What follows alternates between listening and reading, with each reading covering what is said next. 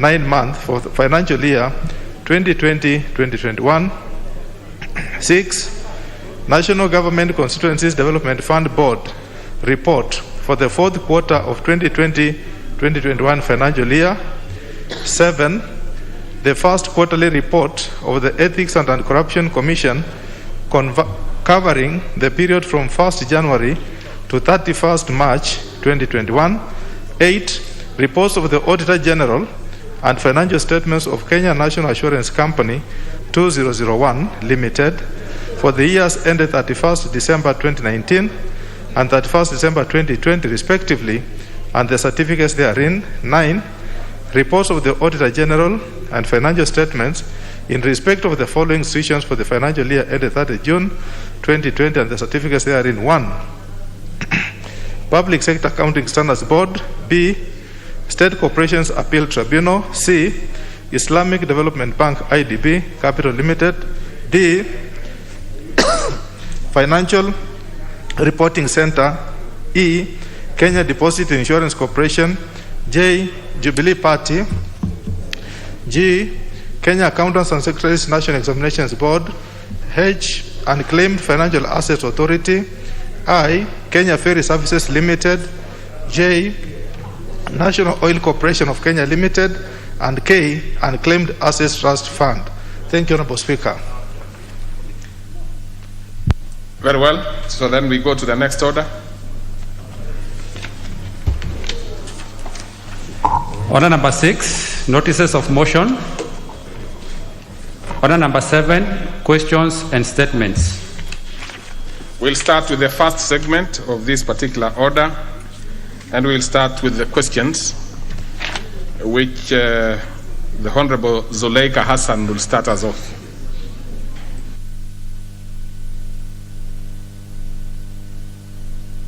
Honorable Zuleika Hassan. The Honorable Edith Nyenze.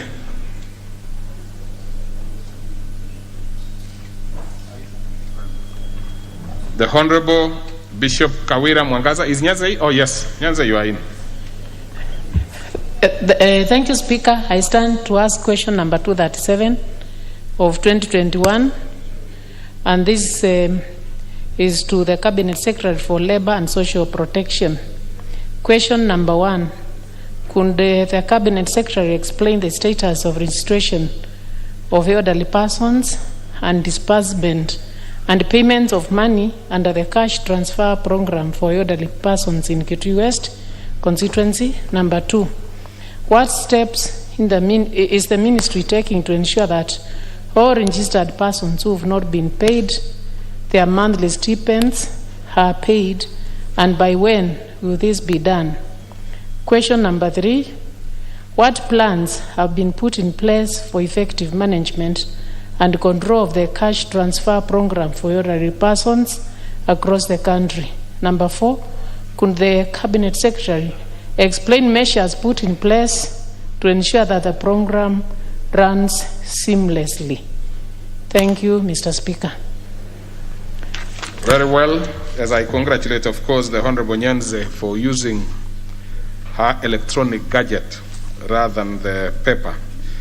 That matter will be referred to, that question will be replied to before the Departmental Committee on Labor and Social Welfare.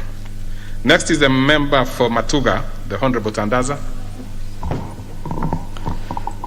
Thank you, Mr. Speaker, sir. I rise to ask question number 254 of 2021 to the Cabinet Secretary for Education. 1.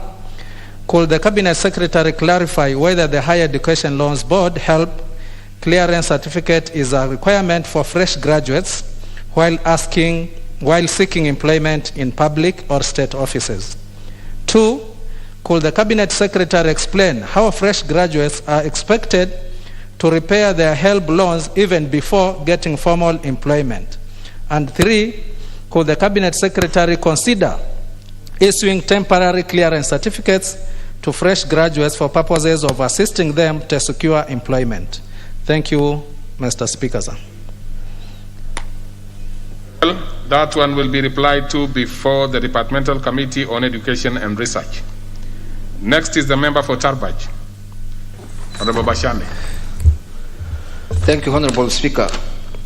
I rise to ask question number 252 of 2021 directed to the Cabinet Secretary for Interior and Coordination of National Government.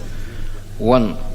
Could the Cabinet Secretary provide an update on the alleged abduction and subsequent disappearance of Mr. Basho Yusuf Mohammed of ID number 27478661 and Mr. Salah Muhammad Hassan of ID number 21860349 by unknown persons suspected to be police officers, given that they have been missing since early 2021, and this has caused immense psychological suffering to their friends, family, and the wider Tarbaj constituency. 2. What is the status of investigations into the disappearance of the two persons, and how many suspects have been apprehended or questioned so far regarding their disappearance? 3. What specific measures has the government put in place to protect Kenyans from the spate of abductions that have been rampant in country during the last 5 years? Thank you, Honorable Speaker. Very well. That one will be replied to before the Departmental Committee on Administration and National Security. That marks the end of our question time. That particular order, I would have given the Honorable Member for Nandi Hills, but I don't see him in the House. He had made a request. I think he decided that he would have it tomorrow, so that one can be taken to tomorrow. Very well. What is it, Honorable TJ? Did you have, yes? Mr. Speaker, allow me to make an intervention on what I consider to be of national importance. I know, forgive me, Mr. Speaker. Which one is this? I should have made a formal request so that this is a very weighty matter which perhaps we would have discussed as an adjournment motion. But, Mr. Speaker, allow me to put this to your attention so that even when you decide how this matter would be run, you would have got the facts. The other day, it is in public domain that 3 members of this assembly went to a foreign country, a neighborhood country, for what they considered to be a private visit. As you know, Mr. Speaker, once you become public officer, there is nothing private in your visit, even if you go for dinner in a foreign country. Now, Mr. Speaker, Mr. Speaker, it would be interesting to know if these 3 members... I will give you later, because he's on a point of order. I want him actually to, because you have not made a formal request. So Yes. you go to the point. Yes, Mr. Speaker, I would want to know if these members notified the Speaker of the National Assembly for their journey into the foreign countries, number 1. And number 2, Mr. Speaker, if I could just finish. Number 2, Mr. Speaker, I would want to know the role that was played by the protocol staff of the Deputy President, because, Mr. Speaker, as you know, the Deputy President is a constitutional office in this country. And when a Deputy President visits a neighboring country, the protocol officers needs to know that there must be a consultation between the office of the Deputy President and the office of the Presidency. Mr. Speaker, this has exposed our Deputy President to ridicule in a manner which has been played to be political rather than what it is. Let's stop it there. Let's stop it there, because you really have to, and I know the Honorable TJ Kajwang, you are a seasoned member of this House.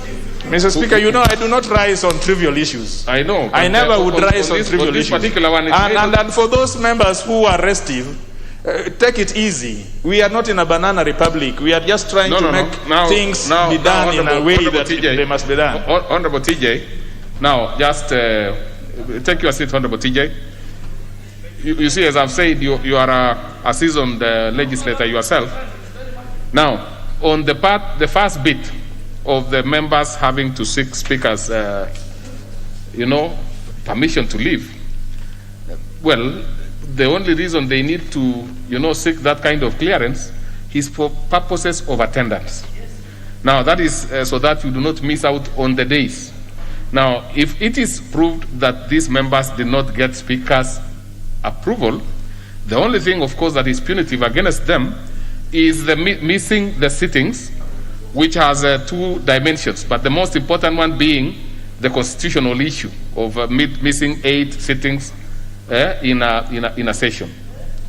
Now, but otherwise, giving out permission to members to travel is not really anywhere. The members are free to travel, take their own. You know, we are an independent arm of government. So that is that one. But of course, Honorable TJ, as you put it rightly, this is an extremely weighty issue. Those are issues that you should canvass formally and in a manner that you can be given. The reason why you will not do very well in such kind of a circumstance when you rise on a point of order, you may not have sufficient airtime to, you know, prosecute an issue that you could be having. So I'm not in any way trivializing what you have raised. But what I'm saying is that it has come, you know, not in the right manner. But of course, in any case, you've been heard anyway. So for the members, I think that one has been sorted out. Members we would have no issue to ask members to ask for permission, especially on their private trips.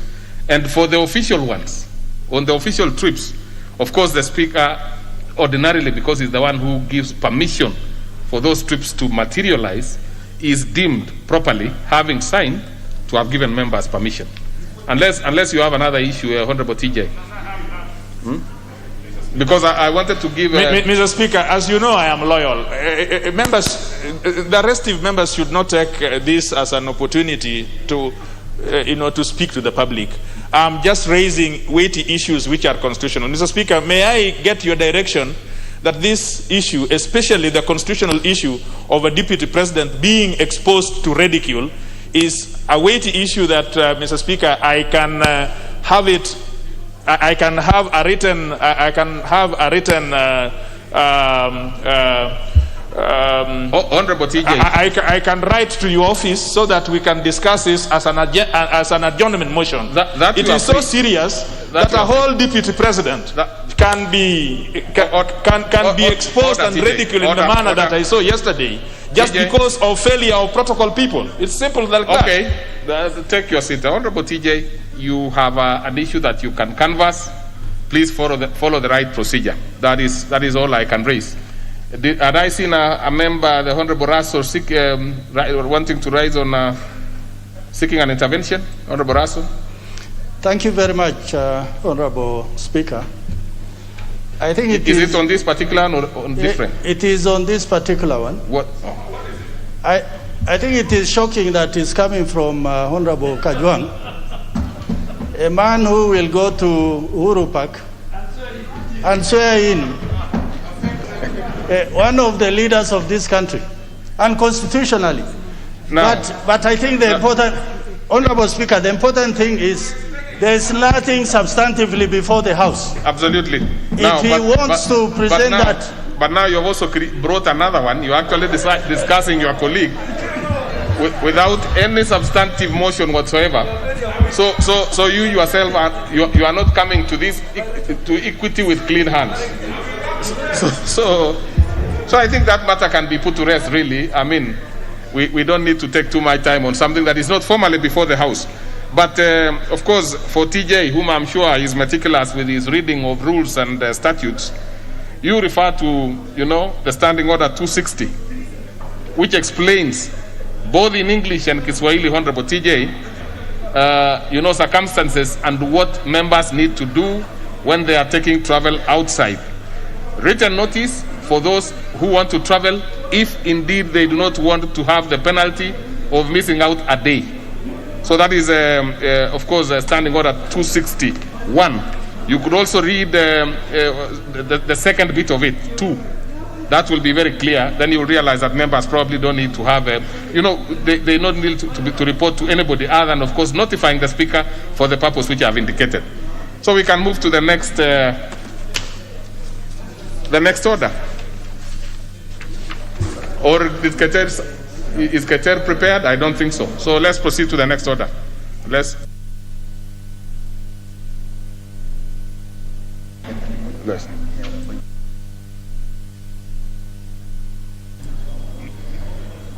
Now, but I see too many other members who are rising on intervention. I want to clear this bit. Honorable Limo. I remove the. Okay. What is it, Honorable Limo? Yeah, Mr. Is it Speaker. on the same thing? I hope it's not on the same. Mr. Speaker, you know, it was also shocking for me, for Honorable Kajwang to speak things which are not supposed to be done by ranking members. Because it must be very clear that the Constitution is clear and he cannot pretend to be talking on behalf of the Deputy President. That is ridicule and we cannot allow that. Okay, you have gone on record. I didn't get you quite well, but you have said what you had to say. So, actually, I really did not want to open up this because I can see members wanting to. Okay, just to clear with the ladies, let's see the Honorable Ongera. It's not procedural. Ongera. Mr. Speaker, I don't know why this matter is raising a lot of habaloo. Because Honorable TJ asked a very valid point and he was seeking your permission to raise it. Mr. Speaker, this is a matter of national importance.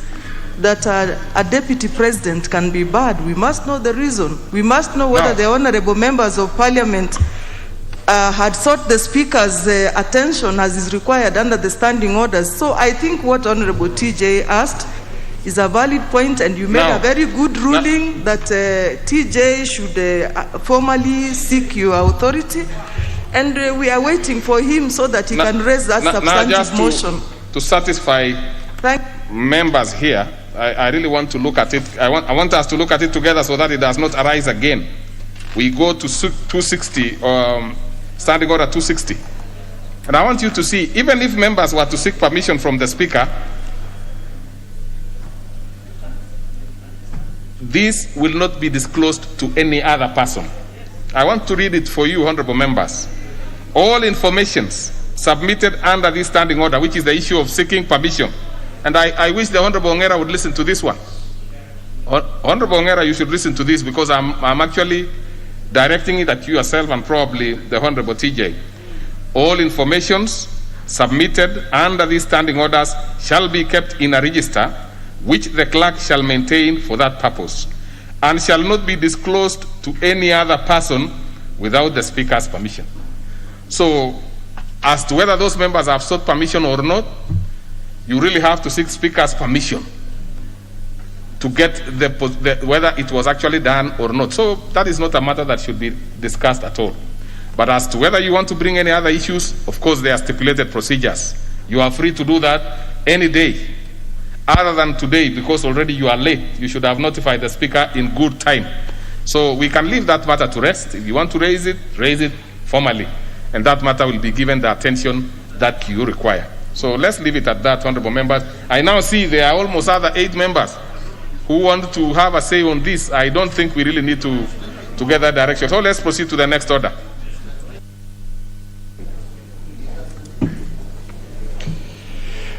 Order number 8. The Foreign Service Bill, National Assembly Bill number 8 of 2021, question to be put. Order, honorable members. Order. Order, members, when you are asked to freeze, you also allow even your tongue to freeze. So so I can confirm that we have the requisite numbers, and therefore I put the question, which is that the Foreign Service Bill, National Assembly Bill number 8 of 2021, be now read a second time. Will as many as of that opinion say aye? Aye. Many as of our contrary opinion say nay? The ayes have it. A bill for an act of parliament to provide for the establishment, management, administration, accountability, and functioning of a professional foreign service of the Republic of Kenya and for connected purposes.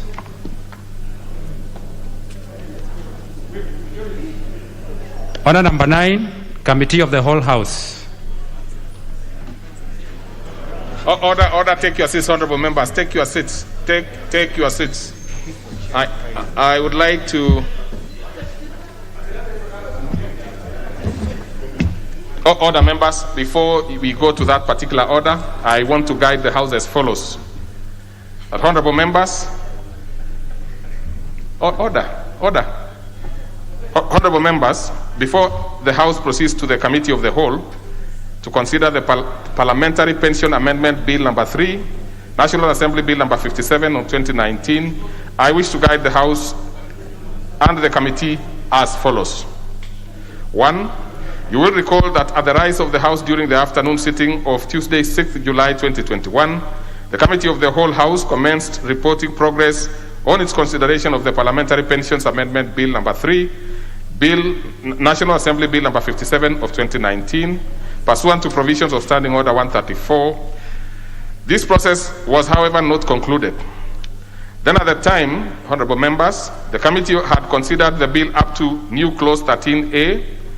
In this regard, and in line with provisions of Standing 132, providing for sequence on a bill in the committee, what remained for consideration was new clause 18A, clause 3, title, and clause 1. 3. In order to ensure completeness of the process, I will allow the chairperson of the Committee of the Whole House to conclude reporting progress before we can proceed to order number 9 on today's order paper, as the bill is scheduled for consideration in committee today.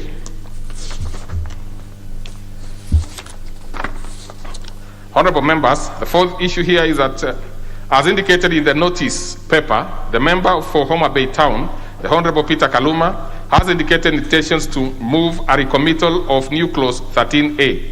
And further, member for Kandui, the Honorable Afula Wamunyinyi, proposes amendment to clause 8 and clause 9.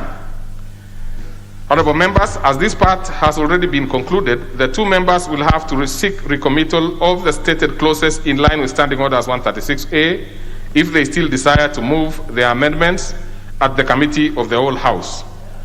However, I do hope that they had time to appear before the Departmental Committee on Finance and National Planning during the short recess for purposes of consideration of their proposed amendments as indeed ordered by the Speaker. I thank you, honorable members.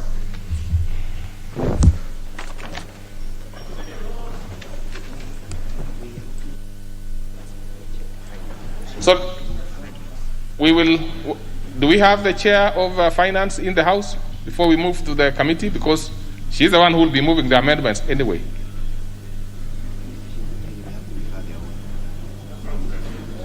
Order members. So therefore, in absence of the chair finance, and I'm not so sure if there is any brief by, I don't think there is any, so this matter will be adjourned. We cannot do it today because she's absent. So we will adjourn it probably to tomorrow.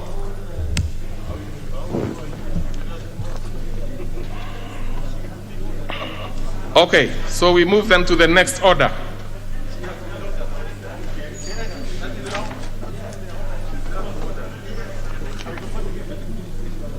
Let's proceed, honorable members, to the next order. Order number 10, the County Government's Amendment Bill, Senate Bill number 13 of 2018, second reading. Just a minute, honorable members.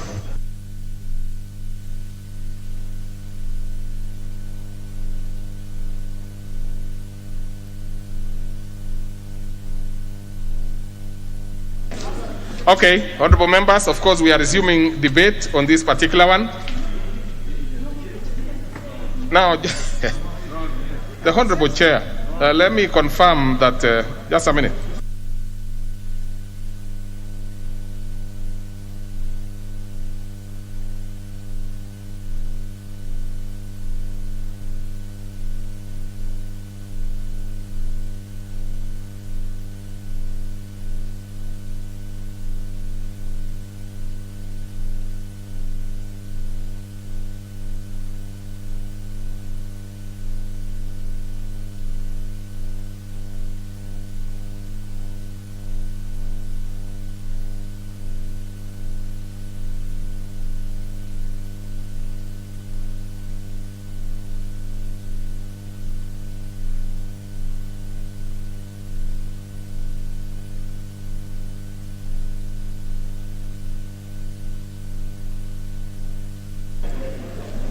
Honorable members, of course, the Chair of Finance has appeared, and but unfortunately we had scheduled this matter to be worked on tomorrow. So we will proceed. And as I've said, we are resuming debate, which was interrupted on Wednesday, 7th July 2021. And at that point, the Honorable Nangabo had finished contributing. So we will get any other member who wants to speak. And honorable members, I would not be in a position to quickly know who spoke last time. So if I gave you an opportunity and you know you spoke, please indicate. The Honorable Sankok, had you spoken on this? You seem not to be interested anyway. The Honorable Bayaya.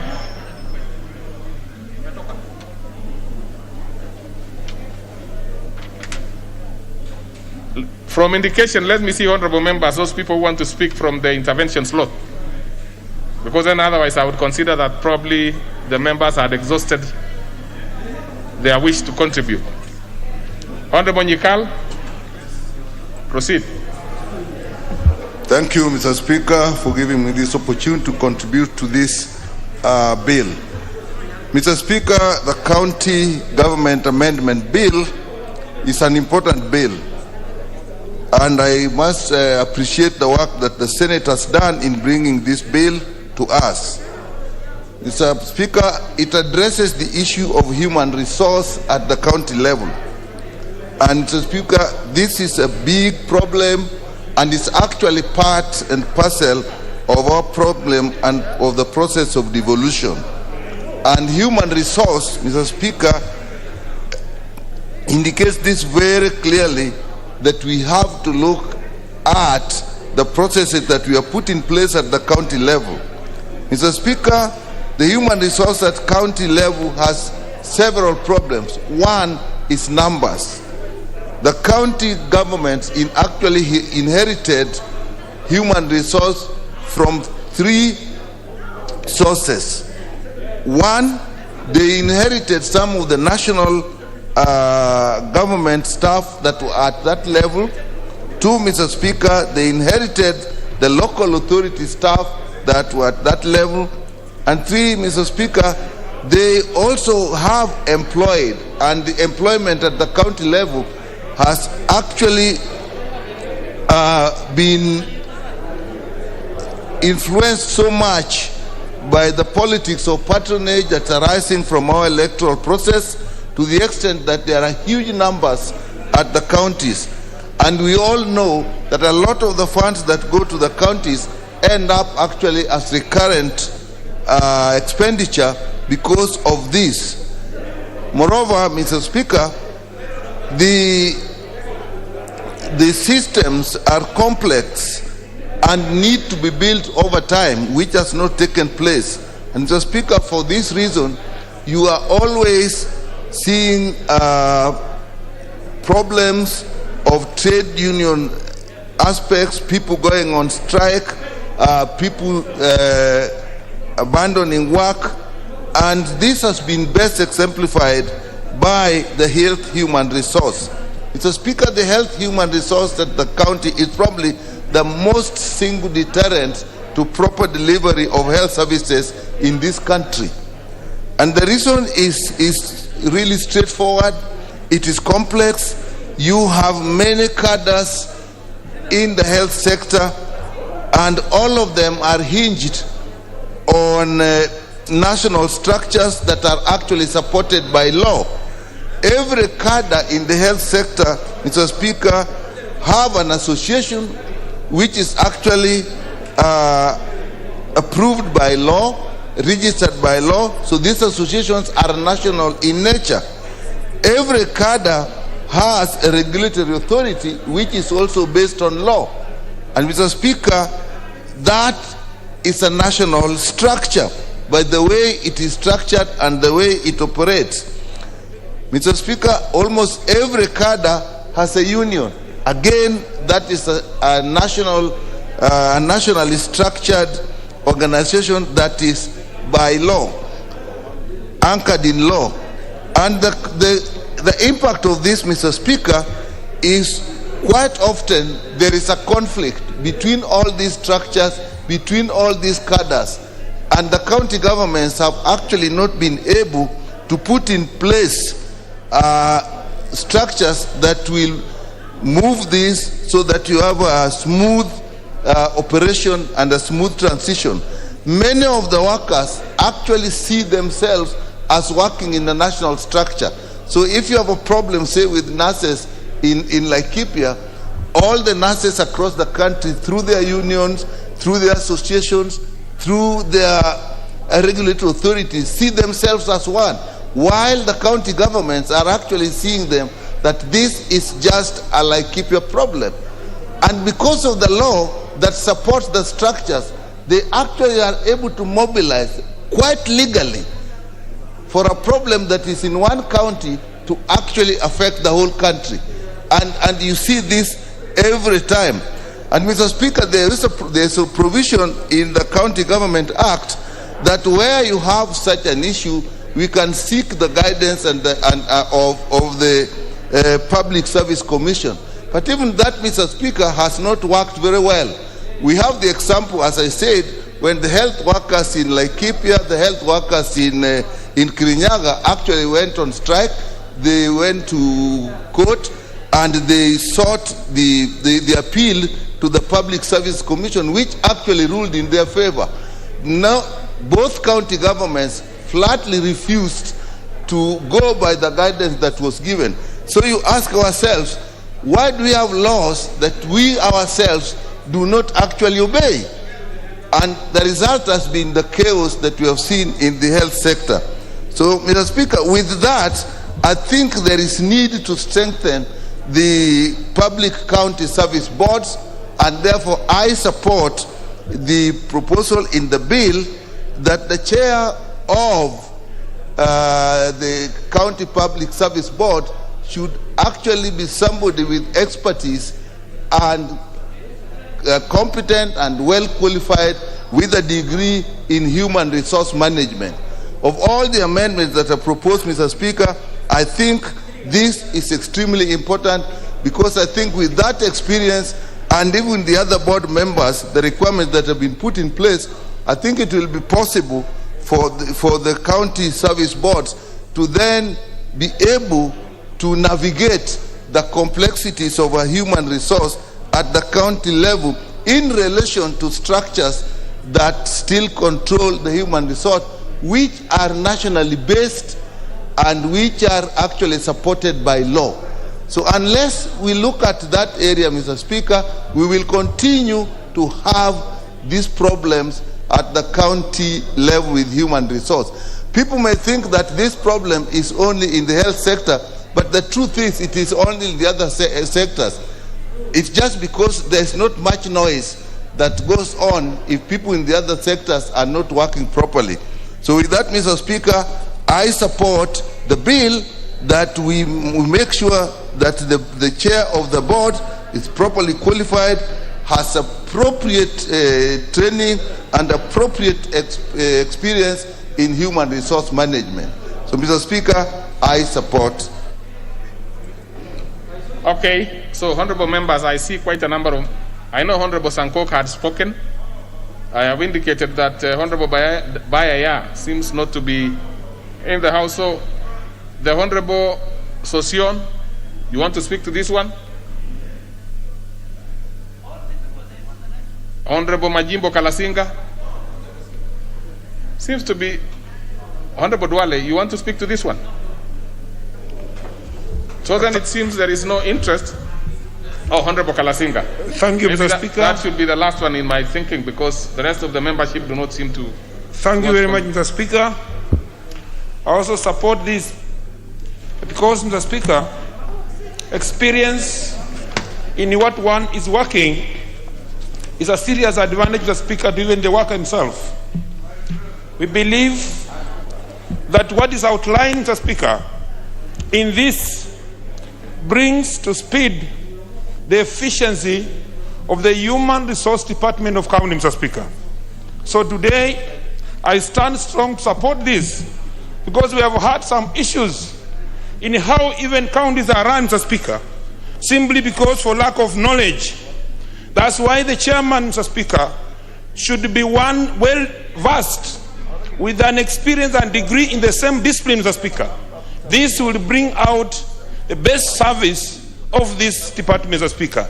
I thank you, Mr. Speaker, and I support this. Honorable Oundo. No, this one or the next one? You already spoke on this, so I think, honorable members, we cannot. We will call the mover to reply. Mover, kindly reply.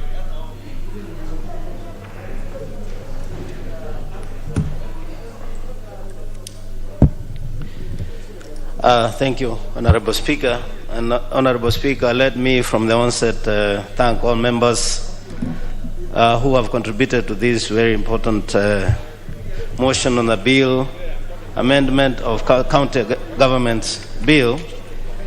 Honorable Speaker, to also mention that when you look at the amendment that is coming, it seeks to leave out the qualifications of a vice chairperson. While we know very well that in the absence of the chairperson, then the vice chairperson will perform the duties of the chairperson. So we'll be seeking to amend to include that the vice chairperson, Honorable Speaker, also has similar qualifications as the chairperson. Secondly, Honorable Speaker, is the issue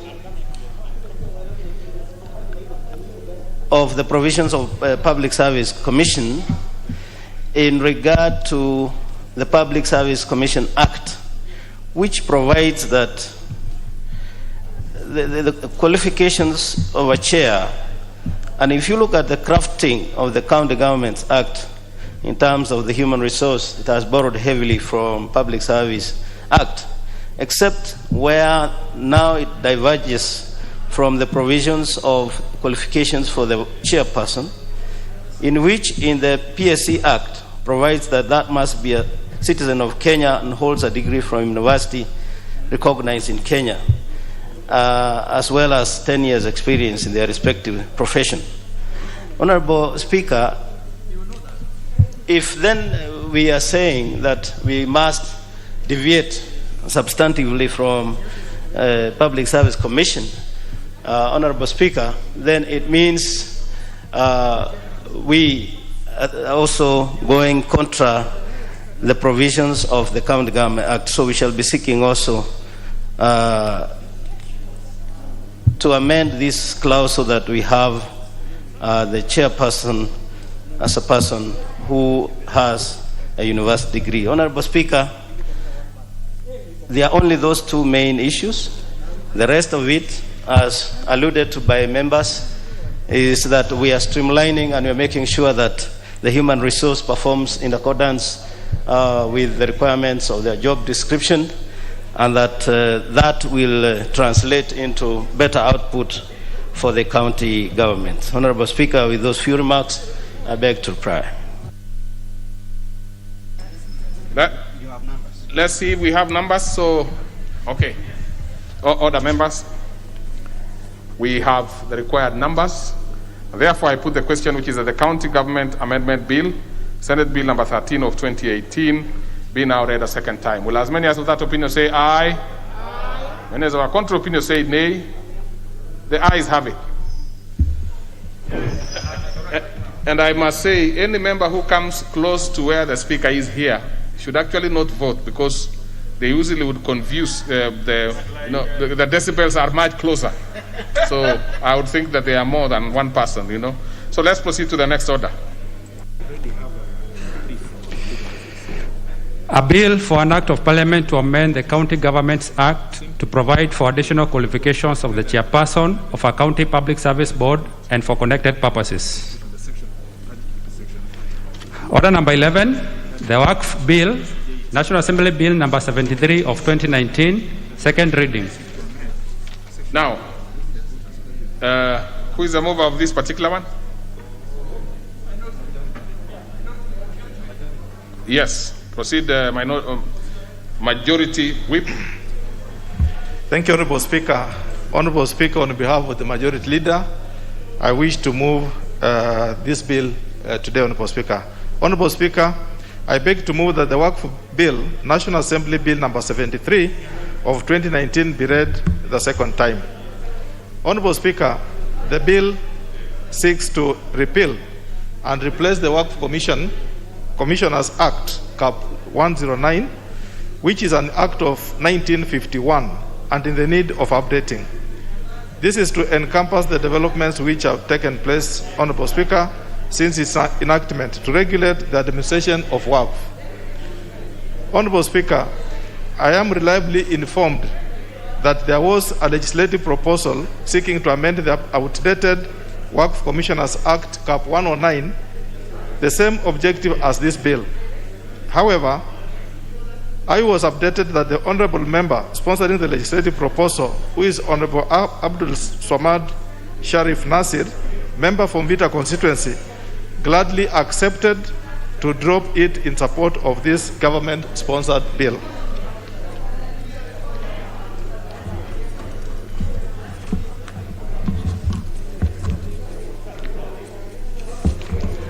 Honorable Speaker, Waqfs form a part of the historical and cultural realities of the Islamic faith, whereby Muslim faithful give their property to be administered by the commissioners for the benefit of the faith. Honorable Speaker, I'm given understand that due to the passage of time, that is 1951, when current law was passed, the current law is incapable of serving its use as well, since it was developed based on the policies obtaining during the colonial era, when Islam was largely prevalent in the Coast Province, and categorized Muslim adherents based on race, therefore characteristically out of date. Honorable Speaker, a case example of Section 1 of the Waqf Commissioners Act, Cap 109, empowers the ministers to give direction as to which areas of their country the Act should apply. Under Legal Notice Number 164 of 1964, the Act was applied to the Coast Province. Honorable Speaker, the faith has since spread to the rest of the country, and therefore it's necessary to have changes to reflect that fact in the law. Honorable Speaker, just to expand on it briefly, is to look at the faith by then, Honorable Speaker, was just only but based in Mombasa. But Honorable Speaker, today, if you come to my own constituency, I have almost every village with a mosque. Islamic is as good as Christianity in my constituency, and the entire county of Kakamega is full of Islam, Honorable Speaker. Honorable Speaker, this bill emanated from the work of a task force established in 2016 by the Attorney General following a petition for review of the law by Muslim faithful. The task force comprised Muslim scholars and practitioners and representatives of the offices of the Attorney General and the Chief Qadi. Honorable Speaker, the salient features of the bill are captured in Clause 3, which provides for the application of the bill to the making and administration of Waqfs in respect of all areas of Kenya. And indeed, Honorable Speaker, the bill is exclusive. The clause is exclusive and is really showing that it's covering the entire country, Kenya. And in Clause 4, which provides for the criteria for the validity of Waqf that is made in accordance with the provisions of the bill. Honorable Speaker, the provision of Clause 4, particularly A, it is made in accordance with the Islamic law. This Clause 4, Honorable Speaker, defines how valid the Waqf that's going to be in this bill is going to apply. 1, made in accordance with Islamic law. B, the ultimate benefit of the Waqf is expressly, or if permitted by the personal practice of the Waqfis, implied, reserved for the poor or for any purposes recognized under Islamic law as a purpose of a permanent character. Therefore, Honorable Speaker, the bill also provides for the establishment of the Waqf Commission and its composition as a body, corporate, and the appointment, functions, and remunerations of the members of the Commission. It also provides for the appointment of the Director General and officers and staff of that Commission. Honorable Speaker, further, the bill provides for the establishment of a selection panel for the appointment of members of the Commission, to the election of the chairperson of the Commission and the quorum required for meeting of the Commission. Honorable Speaker, the bill updates the law concerned with the management of Waqf, including registration with the Commission and its administration, for inquiries into the administration by boards of trustees of Waqf registered by a commission and the manner in which those inquiries shall be determined. Honorable Speaker, without getting into the specifics provisions of the bill, I have observed that the bill seeks to update and streamline the law regulating the creation and administration of Waqf. Honorable Speaker, the bill in force having been dated in 1951, even before this country gained independence, it has not been repealed, and this is the first time, Honorable Speaker, the bill is being repealed. The bill provides for the manner of dealing with any agreements made in respect of Waqf property, that Waqf property shall be administered in accordance with the intentions of the Waqf. Therein, the Commissioner shall deal with unclaimed property of deceased Muslims, among others. Honorable Speaker, most importantly, the bill contains transitional provisions that are quite elaborate to spell out the procedures on appointments that were made under the Waqf Commissioners Act, any proceedings initiated under the former Act, and the staff or officers appointed under the former Act. Under the bill, the sitting Waqf Commissioners, as the commencement of the Act, shall remain in the office to serve out of their terms of office, to be replaced thereafter by new appointments under the new law. This is in the interest of the community, Honorable Speaker.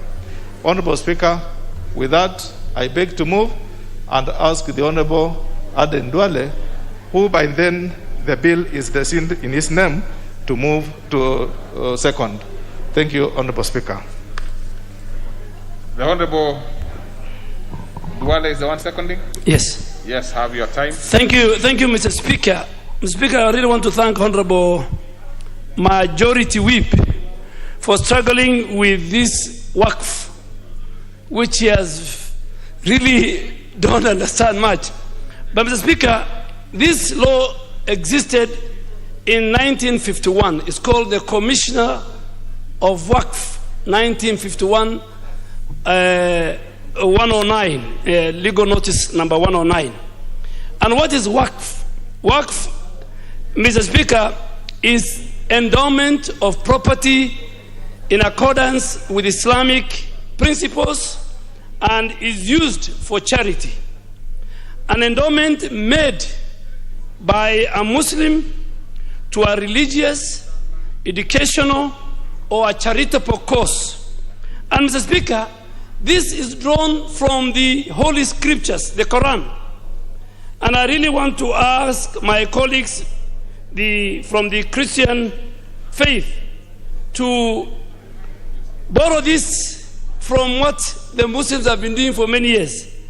In the Quran, it says in chapter 12, by no means shall you attain piety, rightfulness, unless you spend in God's cause of that which you love. So what does Waqf means? That Muslims donate as part of charity to the Waqf Commission for that to be used for Islamic purposes. Build a mosque, build an Islamic school, build an orphanage. And even the Holy Prophet, may peace be upon him, says when a man dies, in Abu Hurairah reported, when a man dies, his acts come to an end, except three things. One, recurring charity. Now, recurring charity here means Waqf. Knowledge by which people benefit. If that person who has died has built an Islamic center, a madrasa, a school, as long as people are learning in that Islamic institution, his deeds, even after he dies, continues. And the last one is by giving or having pious offspring, your children who will pray for you when you die. Mr. Speaker, this bill emanates from the work of a task force established by the then Attorney General Emeritus, Professor Guido Mugai, and I want to thank him, following a petition for review of the law that existed at that time. And this task force was led by a prominent Muslim scholars, practitioners, the office of the chief Qadi, all the Islamic institutions, and this brought it ultimately to this bill which was taken, draft bill which was taken to the cabinet and approved. So this is a government bill, Mr. Speaker. Mr. Speaker, Waqf is a historical and a cultural phenomena of religious significance, particularly of the Islamic faith. It's a charitable endowment under Islamic law. It involves donating a building, a plot of land, or other assets for Muslim religious or for a charitable purpose, with no intention or reclaiming those assets. Once you donate, you can't reclaim it back. Mr. Speaker, the person who constitutes Waqf or who gives his property is called the founder of Waqf.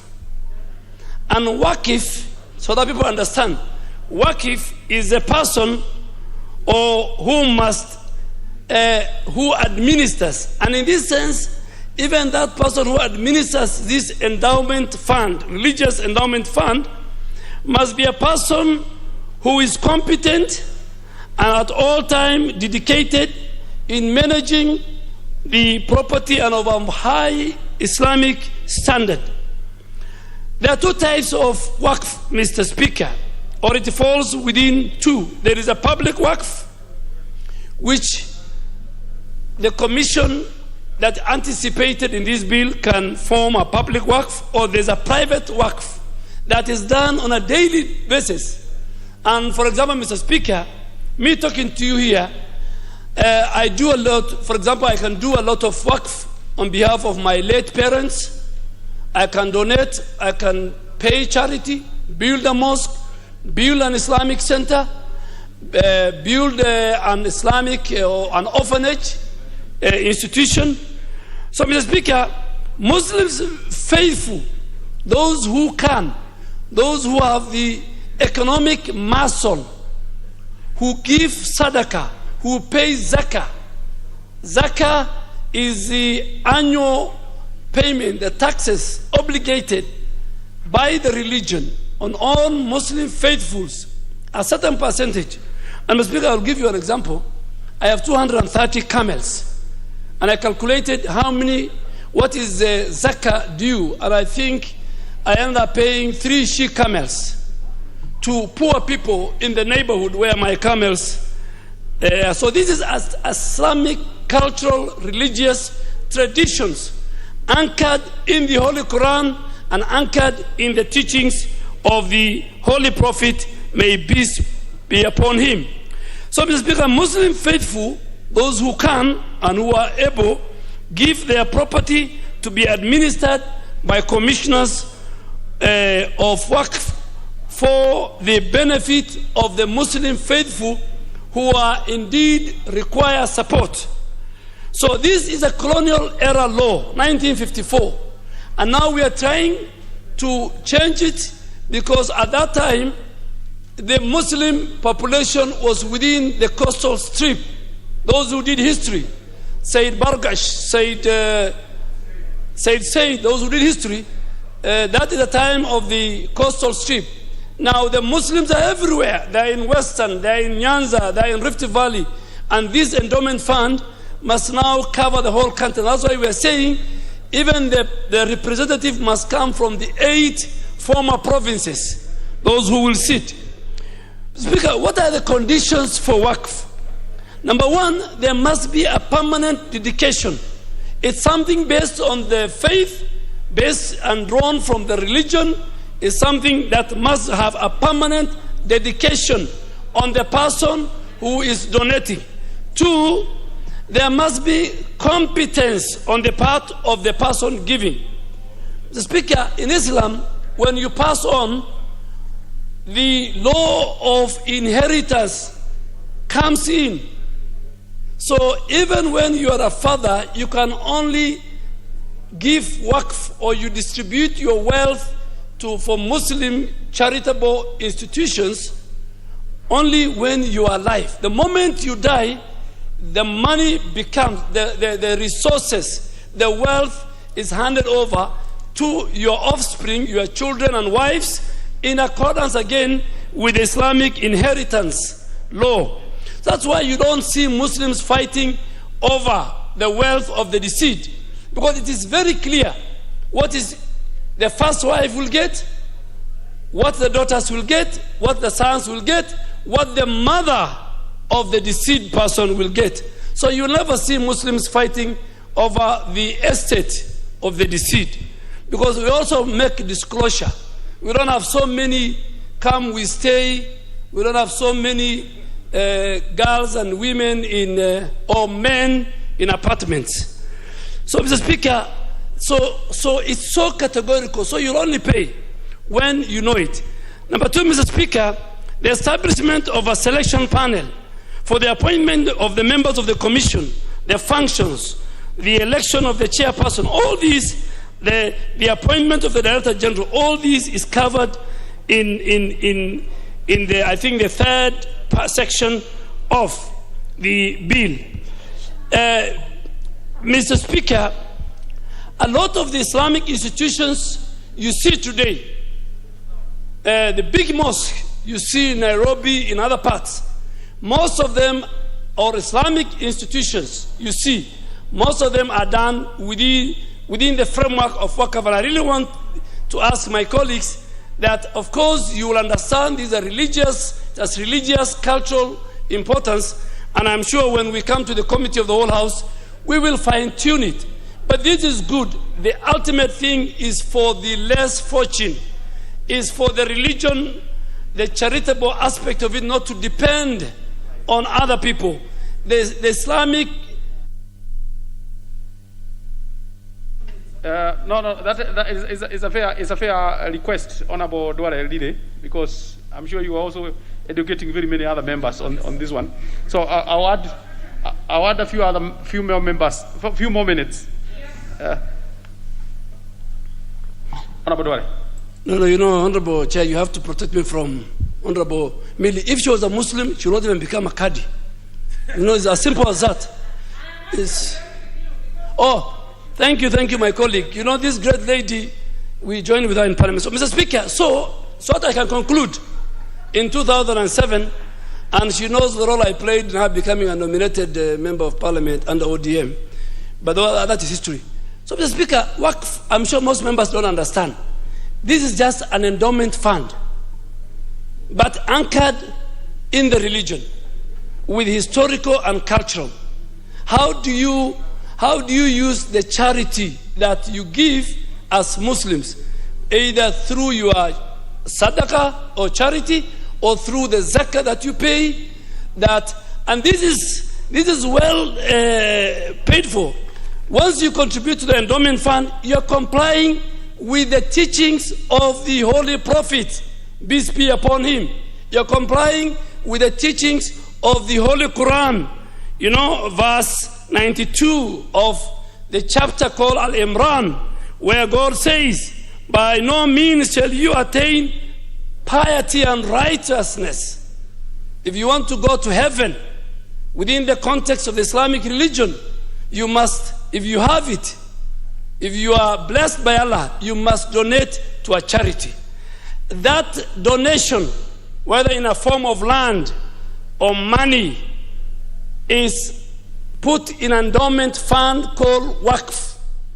And this house, for the first time, and I really want to thank the 12th Parliament, the former Attorney General Emeritus Gidi Muigai, the serious Muslim scholars who over many years who deliberated this matter, and the cabinet and the government of President Uhuru Kenyatta for the way they have repealed many colonial legal notices. They felt that with the expansion of the Muslim community and with the more resources available, we must have a modern law that conforms to the 2010 Constitution and that conforms to the transparency and accountability that Islam stands for, that the public finance chapter stands for. So this bill is before this House, and I really want to thank colleagues that you might take long to understand it, but I am sure if you understand this bill, many of you will join the Islamic faith. I am telling you, Honorable Songkok is already recruited. Thank you. I beg to second. Well, Honorable Boko, it is, sorry, Honorable members, I need to propose, it is proposed, Honorable members, I will propose a question that the Waqf Bill, National Assembly Bill number 73 of 2019 be now read a second time. Honorable Boko, member for Likoni.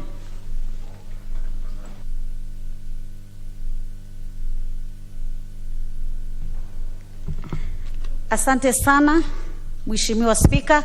Kwanza kabisa nataka kutoa shukrani zangu za dhati kwa Mheshimiwa Adan Duale ambaye wakati alipokuwa majority leader aliweza kuleta sheria hii, na pia niweze kutoa shukrani kwa kiongozi Mheshimiwa Wangwe kwa sababu yeye ndio ameweza kusoma mswada huu ambao ni mswada wa Waqf Commission. Mswada huu umeletwa ili kufuta ile sheria iliyokuwa mwanzo, iliyokuwa inasimamia mambo ya wakfu katika taifa letu la Kenya. Na sheria ile iliyokuwa mwanzo ni sheria ambayo ilikuwa imeacha mikakati mingi sana ya kuweza kuongoza kutumika kwa wakfu ama zile rasilimali ambazo zinasaidia katika jambo kama hili. Wakfu tunaweza kusema ni rasilimali ama mali ambayo mtu ama watu ama mashirika wanaweza kutoa na kukidhia mali kama hizi kwa haja za kidini ya Kiislamu. Na wakfu huwa katika mikakati ya sheria za mirathi na sheria za sadaka katika mujibu wa dini ya Kiislamu.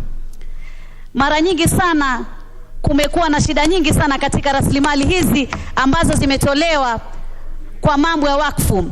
Kama kule kwetu Mombasa kuna majengo ambayo kuna watu ambao walitoa kwa nia ya kwamba isaidie katika misingi ya dini ya Kiislamu. Kama alivyosema Mheshimiwa Duale, pengine mtu amesema nyumba yangu hii, ile renti ambayo itatoka hapa isaidie kulipa makadhi ama isaidie kulipa wale maustadhi ambao wanafundisha madrasa tofauti tofauti katika sehemu fulani. Na tunaona kuna watu ambao waliweza kutumia rasilimali zile kama mali yao na kuweza kusahau haswa mali zile zilitolewa kwa sababu gani, na wakaacha pia kufuata zile sababu za kidini katika mali kama zile. Vile vile imekuwa ni shida, watu wengine wamechukulia ino wakfu ni kama ni mali yao ama ni mali ya jamii fulani ama ni mali ya watu fulani. Matrustee ambao wamekuwa tangu hapo mwanzo walionekana sana kutoka katika sehemu fulani katika taifa letu la Kenya. Lakini hivi sasa ni wakati mwafaka ambapo wakati kunatengezwa ile kamati ama ile trustees ambao watakuwa wanasimamia mambo ya wakfu, wataweza kuhusisha makundi yanayosimamia Waislamu. Na makundi haya lazima yawe ni makundi ambayo yanajulikana. Si kundi tu ambalo mtu amelitengeza na aseme hili ni kundi la Kiislamu, lakini kumbe lina maadili ama lina sababu nyingine pasi na sababu za kidini. Kwa hivyo jambo hili la Waqf Commission ni jambo ambalo litasaidia haswa kujua ukweli ama ile Kiingereza tunasema accountability na transparency ya vipi zile fedha ambazo zimetolewa kwa wakfu ama mali kama pengine ni ardhi ama ni majengo ambayo yametolewa kwa wakfu, je, yako vipi, yako katika hali ile ile iliyotolewa ama pengine pia yana mazao gani, na kama haya mazao kweli yanafaidia lile jambo ambalo limenuiliwa katika mambo ya wakfu. Mara nyingi tumeshangaa sana kule Mombasa kwa mfano, unapata nyumba ambayo imetolewa kwa jambo la wakfu lakini imekodishwa na inafanya biashara ambayo ni kinyume na dini ya Kiislamu. Kama jengo moja pale Mombasa liliweza kukodishwa klabu moja iliyokuwa ikiitwa Salambo, na ni klabu ambayo tunajua katika klabu kuna mambo ya pombe, na dini ya Kiislamu pombe ni haramu. Kwa hivyo lazima pia lile jambo ambalo litanuiliwa ama ile biashara ambayo itafanyika kwa jambo ambalo limetolewa kwa wakfu, lazima iwe ni misingi ya kidini, haitakuwa kinyume na misingi ya kidini. Kwa hivyo tukiwa na hii Waqf Commission, sheria hizi zote zitakuwa sambamba na kuweza kuhakikisha ya kwamba hakutakuwa na dhulma, kudhulumu wale walengwa ambao wamewekewa jambo kama hili liweze kuwasaidia. Kuna wakfu ambazo zimetolewa kusaidia madrasa kadhaa, kusaidia watoto mayatima, kusaidia kina mama wajane, na kusaidia mambo ya misikiti ya kidini. Lakini unapata ya kwamba wale wasimamizi badala ya kufanya mambo haya ya kidini, wanazichukulia zile pesa kama ni zao, ama wanazipeleka katika mambo ambayo hayakunuiliwa katika zile rasilimali zilizotolewa na mambo ya wakfu. Kwa hivyo jambo hili la wakfu, wakati kunatengeza zile trustee ama kunateuliwa wale makomishna, lazima iwe ni makomishna ambao watawakilisha ule uwakilishi wa Waislamu, na Waislamu wako katika pembe nyingi sana za taifa letu la Kenya, na iwe itawakilisha pia yale makundi ama organization zile ambazo zinatambulika, zinawakilisha Waislamu, ili iweze kufuata misingi ya kidini pasi na kufuata misingi ambayo ni tofauti. Vile vile kwa muda mrefu watu wamekuwa hawajui hesabu za rasilimali kama hizi, hawajui mapato ya rasilimali ama mali kama hizi ambazo zimetolewa kwa ajili ya wakfu.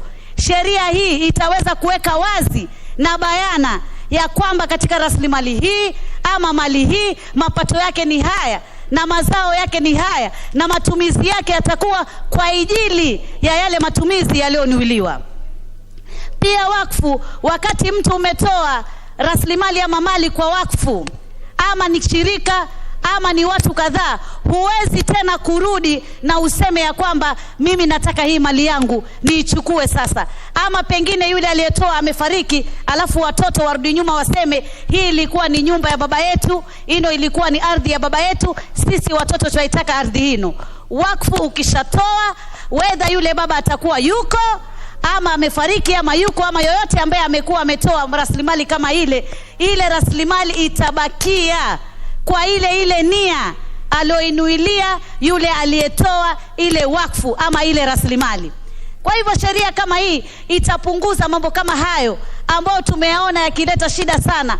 Kuna wakati hata unaona watu wanasukumana ya kwamba hii haikutolewa kwa wakfu, mwingine anasema lakini mwenyewe alitoa kwa wakfu kwa muda uno, ama ilikuwa vipi.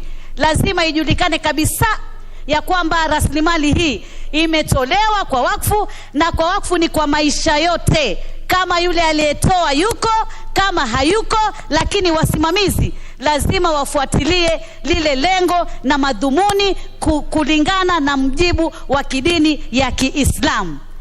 Na jambo kama hili halikuanza leo. Mheshimiwa Duale hapa amesema lilianza kitambo sana. Ni jambo ambalo linaambatana na dini yetu ya Kiislamu katika sheria za mirathi, katika sheria zetu za sadaka. Ni kama tunazungumzia sadaka ya kuendelea. Kwa lugha ile ya Kiarabu tunasema sadaka tujaria, jambo ambalo litaendelea mpaka basi pale kutakapokuwa na mwisho wa ulimwengu ama mwisho wa dunia. Kwa hivyo Mr. Speaker, nataka niseme ya kwamba sheria hii ni sheria muhimu sana, na ni sheria ambayo itasaidia watu maskini ambao wamewekewa malengo haya ya wakfu, wajane, watoto ambao ni mayatima. Sana hizo wakfu zinatolewa kwa njia kama hizo, ili waweze kufanikisha yale malengo yao ambayo yamenuiliwa katika rasilimali kama hizi. Na pia katika wakfu kama hii kuna watu wengi sana upenda sana kutoa wakfu, lakini kwa sababu kulikuwa hakuna sheria madhubuti ya kuweza kusimamia rasilimali kama hizi, watu wengine huwa wanaogopa, pengine wanafanya tu polepole kibinafsi, na wanaona pengine mambo hayatakuwa sawa. Lakini kwa sababu ya sheria hii tutakapoipitisha, kila mmoja atakuwa na ile ari ama na ile nia ya kuweza kutoa, kama ni kwa njia ya fedha, kama ni kwa njia ya ardhi, kama ni kwa njia ya majengo, ama kwa njia yoyote ile ambayo unaona inaweza kuwa sadaka ya kuweza kusaidia katika misingi ya kidini na katika mambo ya kidini. Mheshimiwa Spika, naomba wabunge wenzangu, najua kwa sasa wamefahamu Waqf Commission ni nini, waweze kuichangia na waweze kutuunga mkono ili kuwe na mfumo wa kueleweka, kuwe na muundo msingi wa kueleweka wa kuweza kusimamia rasilimali hizi ama mali hizi ambazo Waislamu wamezitoa kwa minajili ya mambo ya kidini ya Kiislamu, mambo ya ibada. Naunga mkono Mheshimiwa Spika, asante sana. Honorable Abdi Yusuf.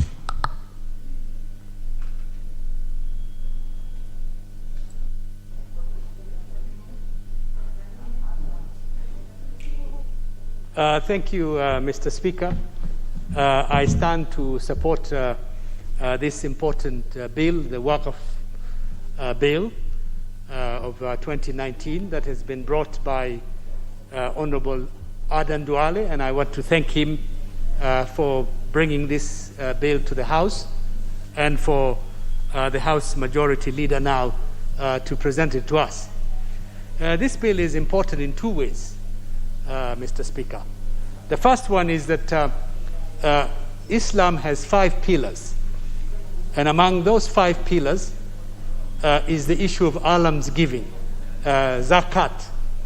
Muslims are required as part of their practice to contribute their income to help the poor and the less fortunate members of the community. And it's important that this bill is acknowledging this particular diversity in our country, that we are a multiracial, multi-ethnic, and multi-religious country in which all our citizens are respected and given the place that they deserve in our legislation. The second element of this particular bill is that it is based on the Islamic laws, and therefore allows Muslims now, under the legislation of our own country, to be able to contribute openly, transparently, as some of the speakers have underpinned, to be able to do this thing in an open way. And you also, if you look at today in the background of this particular situation, is that there's a lot of suspicion about accumulation of money, the saving of money, and particularly to the the Muslim community, is that when they raise money for their own benefit, there's often a suspicion that perhaps this could be used for money laundering or for other illegal activities.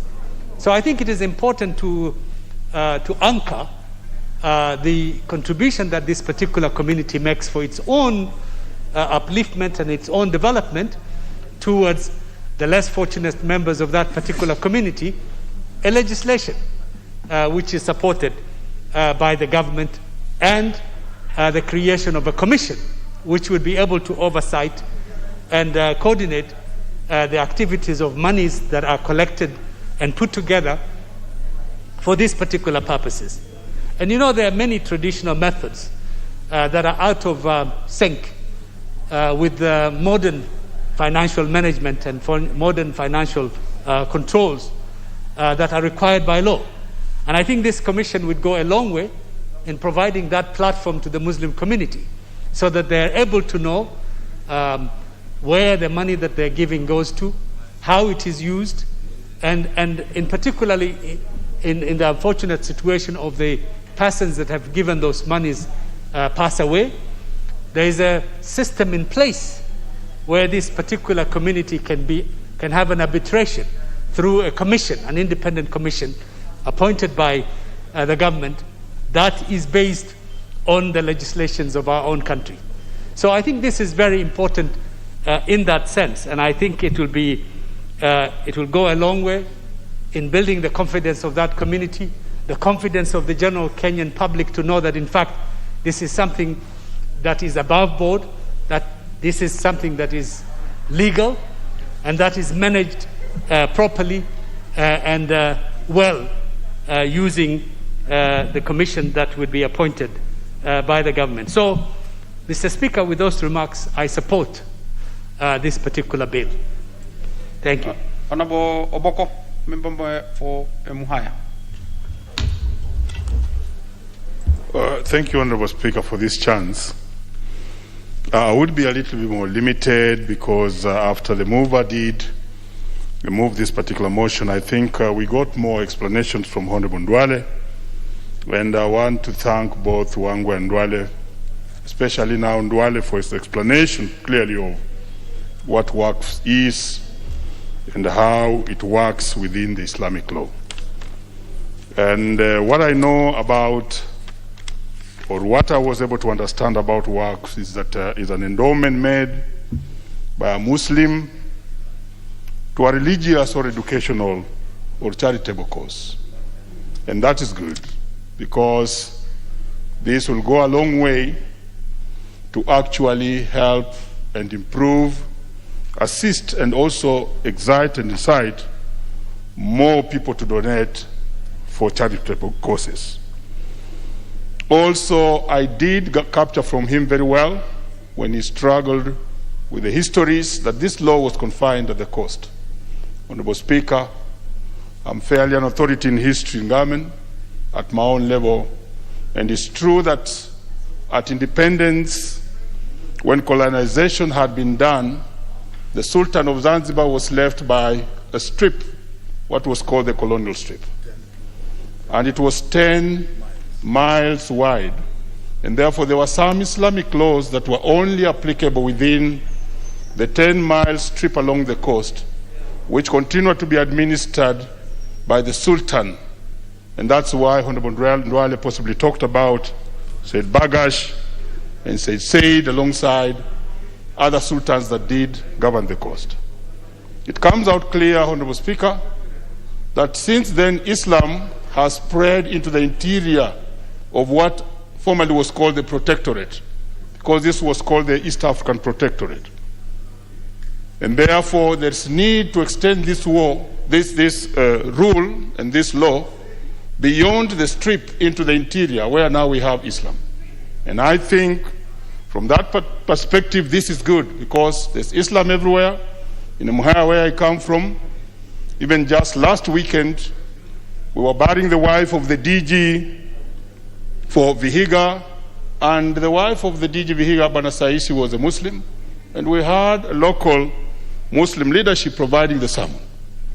I remember veteran Raila was also present in that particular funeral.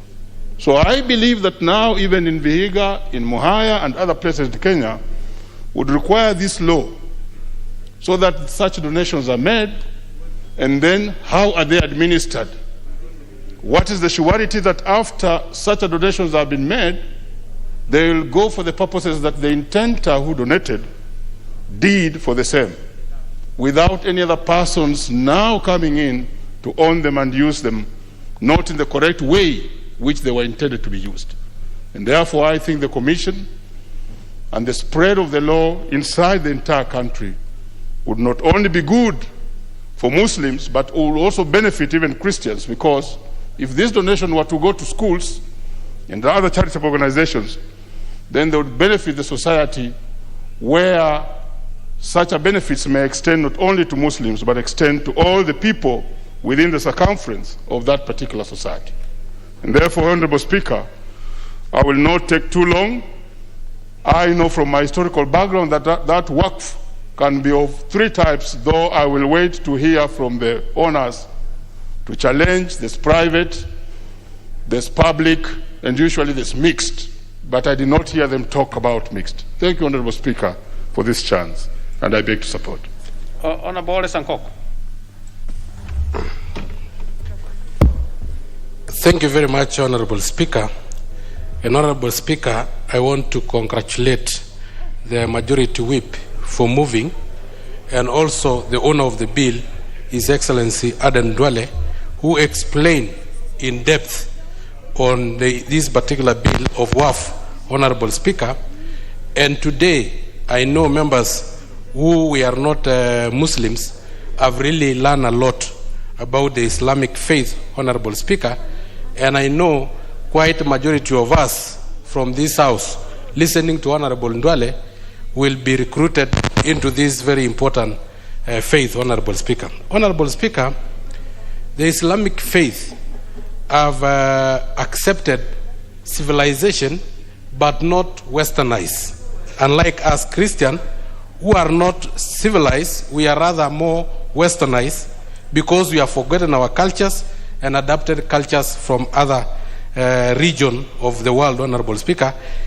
But the Muslim and the Islamic faith have maintained all the laws that were there and are still in the Quran, Honorable Speaker.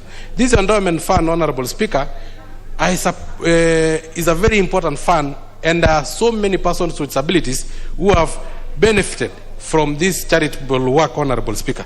Honorable Speaker, this fund, and that is why we need to put it in law, Honorable Speaker, so that it can spread to other parts of this country, Honorable Speaker, have benefited the widows, persons with disabilities, and orphans, Honorable Speaker.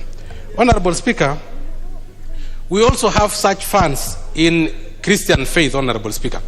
We have funds like Panda Mbegu, Fungu la Kumi, Sadaka, Honorable Speaker, but because of lack of a legal framework, Honorable Speaker, we have ended up having this fund in the churches not benefiting charity works, not benefiting widows, not benefiting persons with disabilities or orphans, Honorable Speaker. Instead, it has become a green ground, Honorable Speaker, for the pastors and men in clothes, Honorable Speaker, to feed on, Honorable Speaker.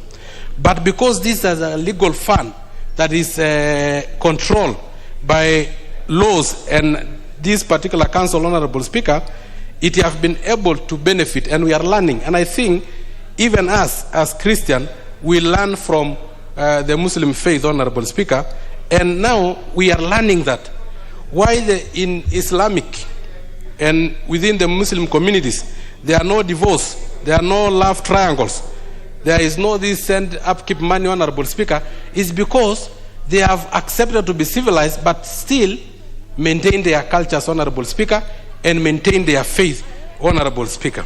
Honorable Speaker, we are really learning a lot because even in our Maasai culture, we have such funds, Honorable Speaker, but because they are not legalized, we have such ways and such laws of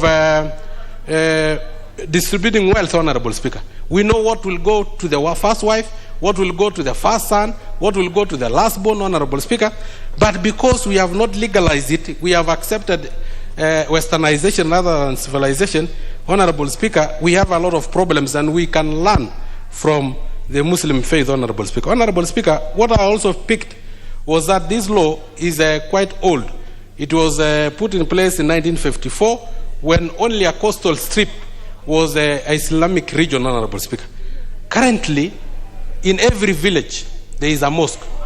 In all our villages, Honorable Speaker, we have Muslims. Not only Muslims by origin from the communities that practice Islamic faith, but also those who have been recruited, Honorable Speaker.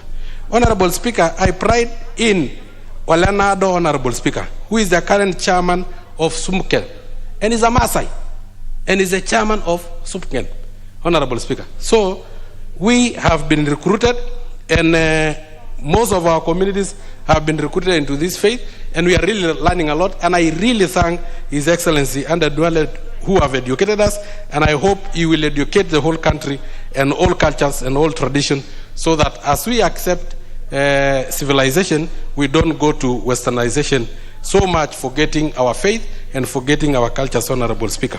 So, Honorable Speaker, with those very many remarks, I really do support, and I hope many of us before 2022 will be of the Islamic faith. Thank you, Honorable Speaker.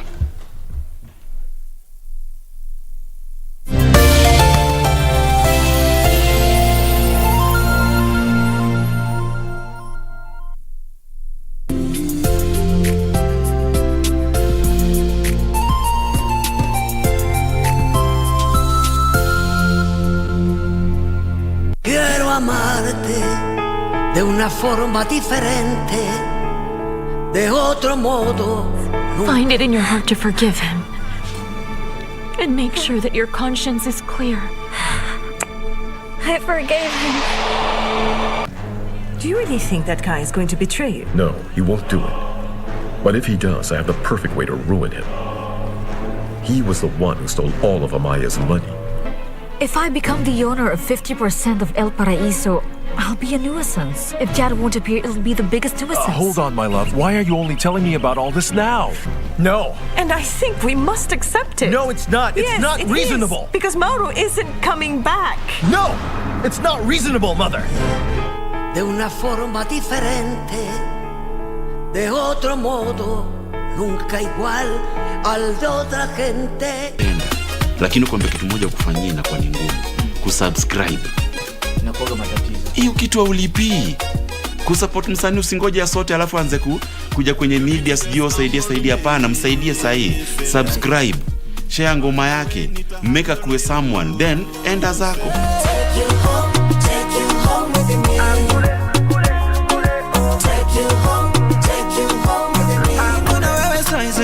Nikipiga simu kwani wewe unanilenga, unapea simu Shami, aniambie sio sahi. Injili ulilenga, pepo ulipenda, na vile Yesu ametenda, wewe ukamlenga wili.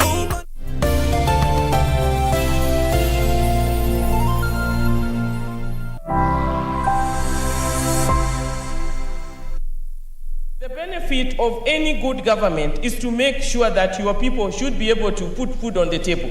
If you are a president and you are governing a people who cannot even have a meal, leave alone 3 meals, not even a single meal. There are so many people right now who are suffering because of lack of food. They cannot take their children to school. They cannot afford hospital because of poverty. But we can end this by just doing the right thing. First of all, developing our resources in our respective areas, number one, and number two, making sure that it is shared. There was a time there was a big problem with the governor of Muranga, and the idea was the source of water, Dakaini Dam, and that is where that water feeds Nairobi.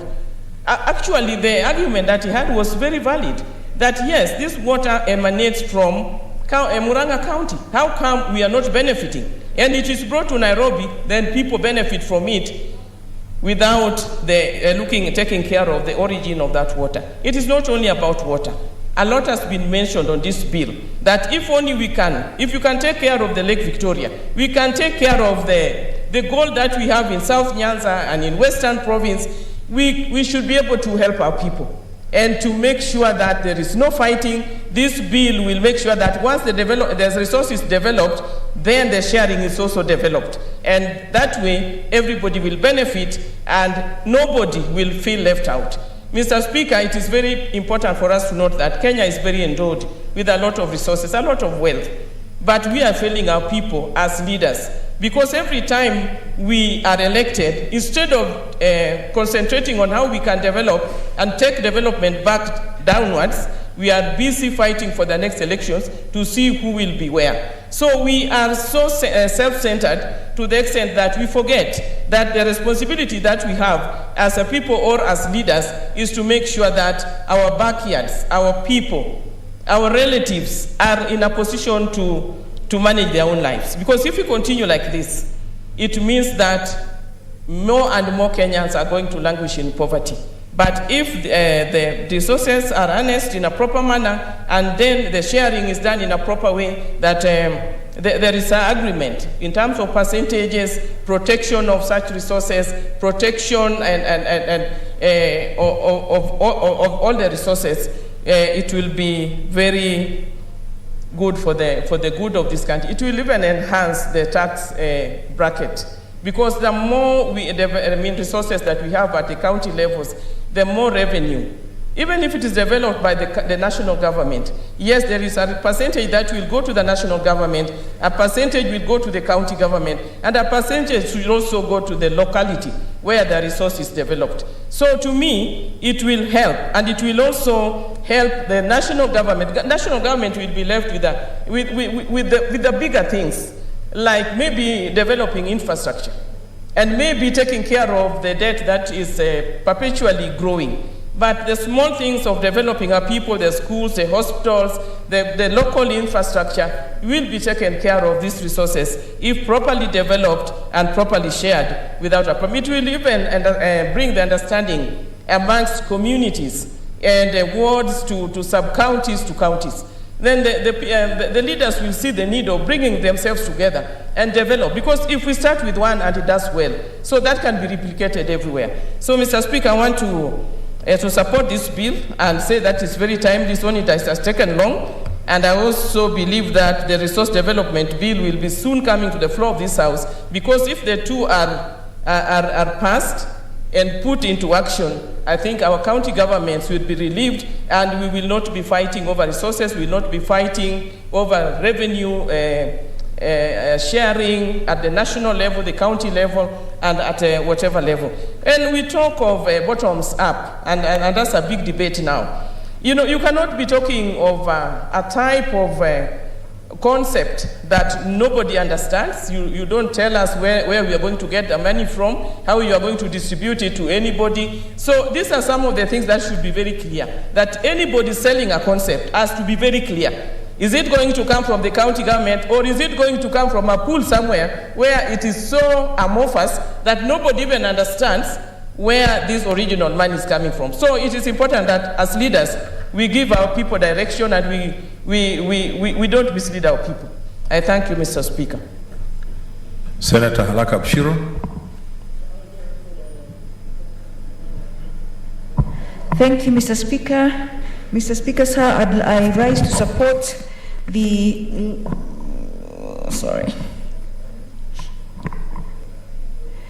Mr. Speaker, I rise to support this very important legislative framework as sponsored by Senator Zani, and congratulate her for her wonderful work as usual in ensuring that our communities are not left behind as resources are shared or as resources are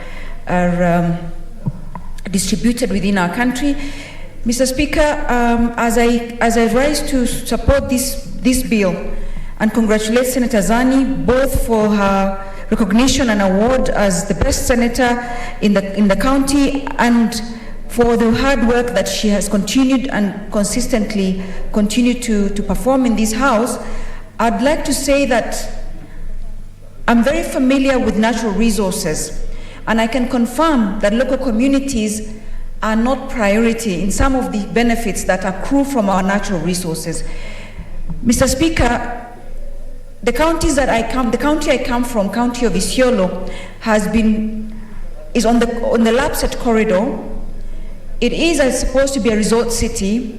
It hosts some of the most unique and rare animals on earth, not just in Kenya, from the gravy zebra to reticulated giraffes and other animals.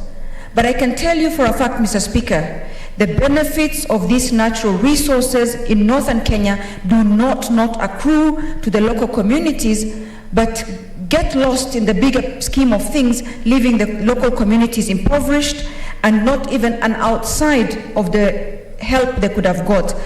Mr. Speaker, from the wind in Marsabit, to the animals in Isiolo, to the animals in the Masai belt, the Amboseli belt, the Narok belt, the communities just watch from afar as others benefit and as they remain poor and outside of the economic framework. So this bill is very timely. This bill is very important to ensure that nobody is left behind as a country makes use of its natural resources. Madam Speaker, this bill has a lot of very good provisions, from the functions of the Commission on Revenue Allocation to the royalties that will be collected, and it gives how these royalties will be collected, to the benefit sharing that is being driven by our counties and by our communities, to the financial provisions and the miscellaneous provisions. This is a very progressive law. That having been said, Madam Speaker, there are certain concerns that I have in terms of just some of the, some of the definitions. For instance, it says affected county or affected community or affected entity, when indeed they're not just affected, they're hosting, they're custodian counties. So words like custodian will give people more ownership as opposed to affected, because these are not things that affect us. These are things that we have hosted. If it's animals, if it's resources, if it's minerals, we are custodians of it, not necessarily affected by them. So I was hoping, just reading the bill, I was hoping that some of these definitions can be refined to reflect the ownership, to reflect the hosting of these resources and not just being affected by them. At the same time, the organizations are being called affected organizations or affected entities. They're not just affected, they're exploiting entities. I don't know, but this is some of the things that we need to be very decisive about, so that then it's very clear who owns, who exploits, who shares, who does what and where. Madam Speaker, there are provisions within this law that the coverage of what the natural resources are, from sunlight to water resources to forest to biodiversity, genetic resources, wildlife resources, industrial fishing and wind. Madam Speaker, this just goes to show just how rich our country is in natural resources. But how is it that so rich yet so poor? We don't add value to the natural resources. It's perhaps exported raw, in its raw form. And resources can be a curse if there are no right frameworks in place. And so this bill is going to make sure that our resources do not become a curse to us, and that there's a legislative framework and legal framework within which then we will make sure that our resources are a blessing and not, a source of strife and crisis for us. Madam Speaker, this bill again will strengthen devolution.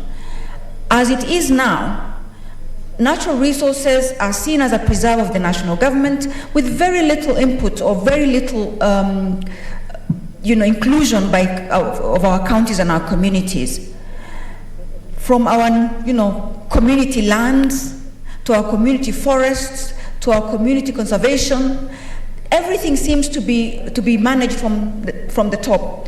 This bill then pushes things down to be governed by the local communities and benefits to accrue to local communities, in the process, therefore strengthening devolution, strengthening our counties, and making sure that our resources have a sustainability aspect to them, because they are managed, owned, and benefited from by our communities, and not some more removed entity, so to speak.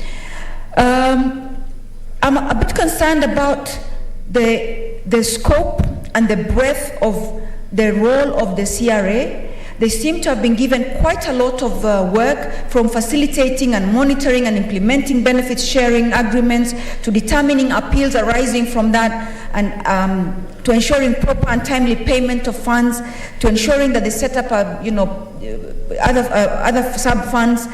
I don't know if they have the capacity, or if this bill contemplates adding the capacity of some of the institutions to which a lot of this work has been given, so that then we do not overwhelm the institutions that already have a full plate, so to speak, as they do other things. So that, because the success of anything is not just Madam Speaker, could you please?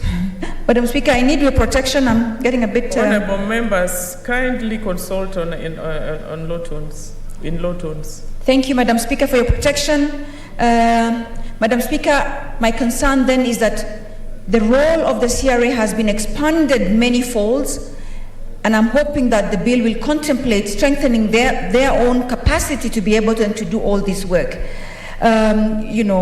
Of course, the collection of royalties is being done by Kenya Revenue Authority, which already has the capacity to collect revenues and already does that. But in terms of the role of the CRA, we may want to make sure that we're giving them the right capacity as well. Madam Speaker, another concern I have and is that a lot of times when funds are being created or developed, they haven't really worked in the manner and substance in which they should work. We have the Universal Service Fund that's supposed to take connectivity to hard-to-reach places. It's now in its billions, and it hasn't quite given us the outcomes we had set these funds for. We had the petroleum levy fund. The price of petroleum is going high, yet these funds exist. I don't know in this bill how we are going to make sure that this fund that we're setting up, that the sovereign fund and the futures fund, how will we make sure that they actually do what we're supposed to, the outcomes we want, and they're going to serve the counties and the communities in the manner and substance in which that's contemplated in this bill. That having been said, Madam Speaker, I think these are good things. We just we need to make sure that we are not just repeating the same mistakes we did with Universal Service Fund, Petroleum Levy Fund, Youth Fund, Women Fund, and all the different funds that we've set up in the past, so that then we are not just doing same things and expecting different results, Madam Speaker. That having been said, Madam Speaker, in terms of the sharing of revenue, this bill is progressive. It includes the monetary benefits that may accrue to the county and the contribution of an affected entity in realizing the same. Each county was supposed to come on board and is supposed to make sure that they establish a county benefit sharing committee. Again, our counties, knowing their capacity, I hope, again, we do have some contemplation and provisions to ensure that the committees have the right and requisite, capacity to do these things. But that having been said, pushing this down to our counties will definitely make sure that we strengthen devolution, we strengthen the capacity, and we provide a framework that is people-run, people-facing, and people-owned, so to speak, Madam Speaker.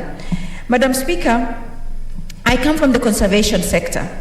70 to 80% of our biodiversity, 70 to 80% of our natural resources, be they forest resources, be they fauna and flora, they are hosted by our communities and are hosted in our counties. That having been said, everything that's accruing goes to the center.